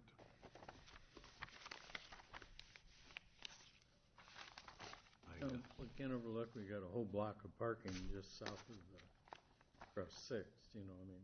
Yeah. And we're gonna have some parking for 50 cars, I believe the figure was, over behind the new dental office, so we're gonna have quite a bit of parking in the area. And absolutely. Get diagonal parking on 7th, and maybe 11th would be, add some spaces if we had diagonal parking there. Correct. Yeah, and but I think if there wasn't parking being submitted as a part of this plan, a lot of that would be. So I think that's the you know, we've got some time. If this project, which I imagine it will, is going to drive a further retail market in our uptown, I think we're going to see more pressure on the parking. With the structure accommodating its own parking, I think that's a benefit to the city, because if they didn't do that, we would be in a situation to potentially have to find public parking. And I think that's a key component to this. And this puts, I think, that off a little ways. So I think it's important just as this ancillary conversation. So, any other questions? You foresee the city expanding the parking lot over here along with the build of the new facility? Yeah, I do see that's the city currently owns all the buildings in the block except for one. Right. So, and as you know, we've been buying those as they become available or as folks approach the city. So, do you foresee that being something the city will do while that's being worked on, or afterwards, or? I think we're going to be in a position to have the conversation. Parking for the library. Yeah, that's what I wondered. Yeah, that's one of the things that, again, I don't want to beat that drum too much, but the Central Corridor Plan update will identify places for us where we should be thinking strategically long-term about where our permanent parking should be. Yeah. You know, as the area redevelops, urbanizes, goes vertical, and we see more density, we're going to have to figure out exactly where do we want parking to be permanently. You know, we're looking at, like with the law office, that's an interim solution. Surface parking, in my mind, for an area like that is also an interim solution. It wouldn't surprise me to see that plan come forward saying that you need 2 or 3 parking ramps someday, and you should be identifying these areas for where they should go, but we're just not there yet. Okay. Ellsworth, do you have anything to add to this, or?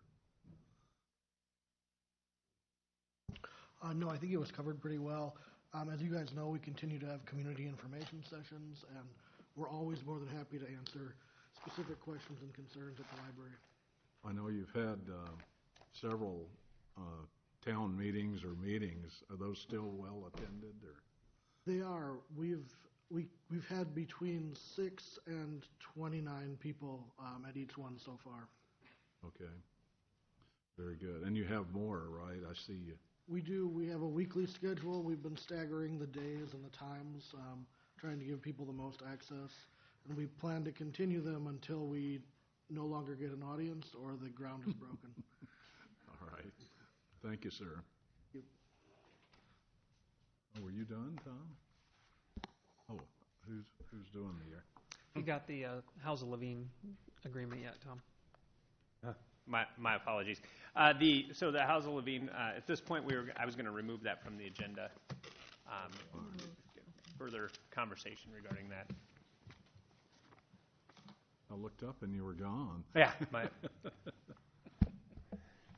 honestly, with the size of the agenda, we wanted to make sure that we had some time to go through that a little better. Okay. Anything else from council then? I guess we're done. The meeting's adjourned.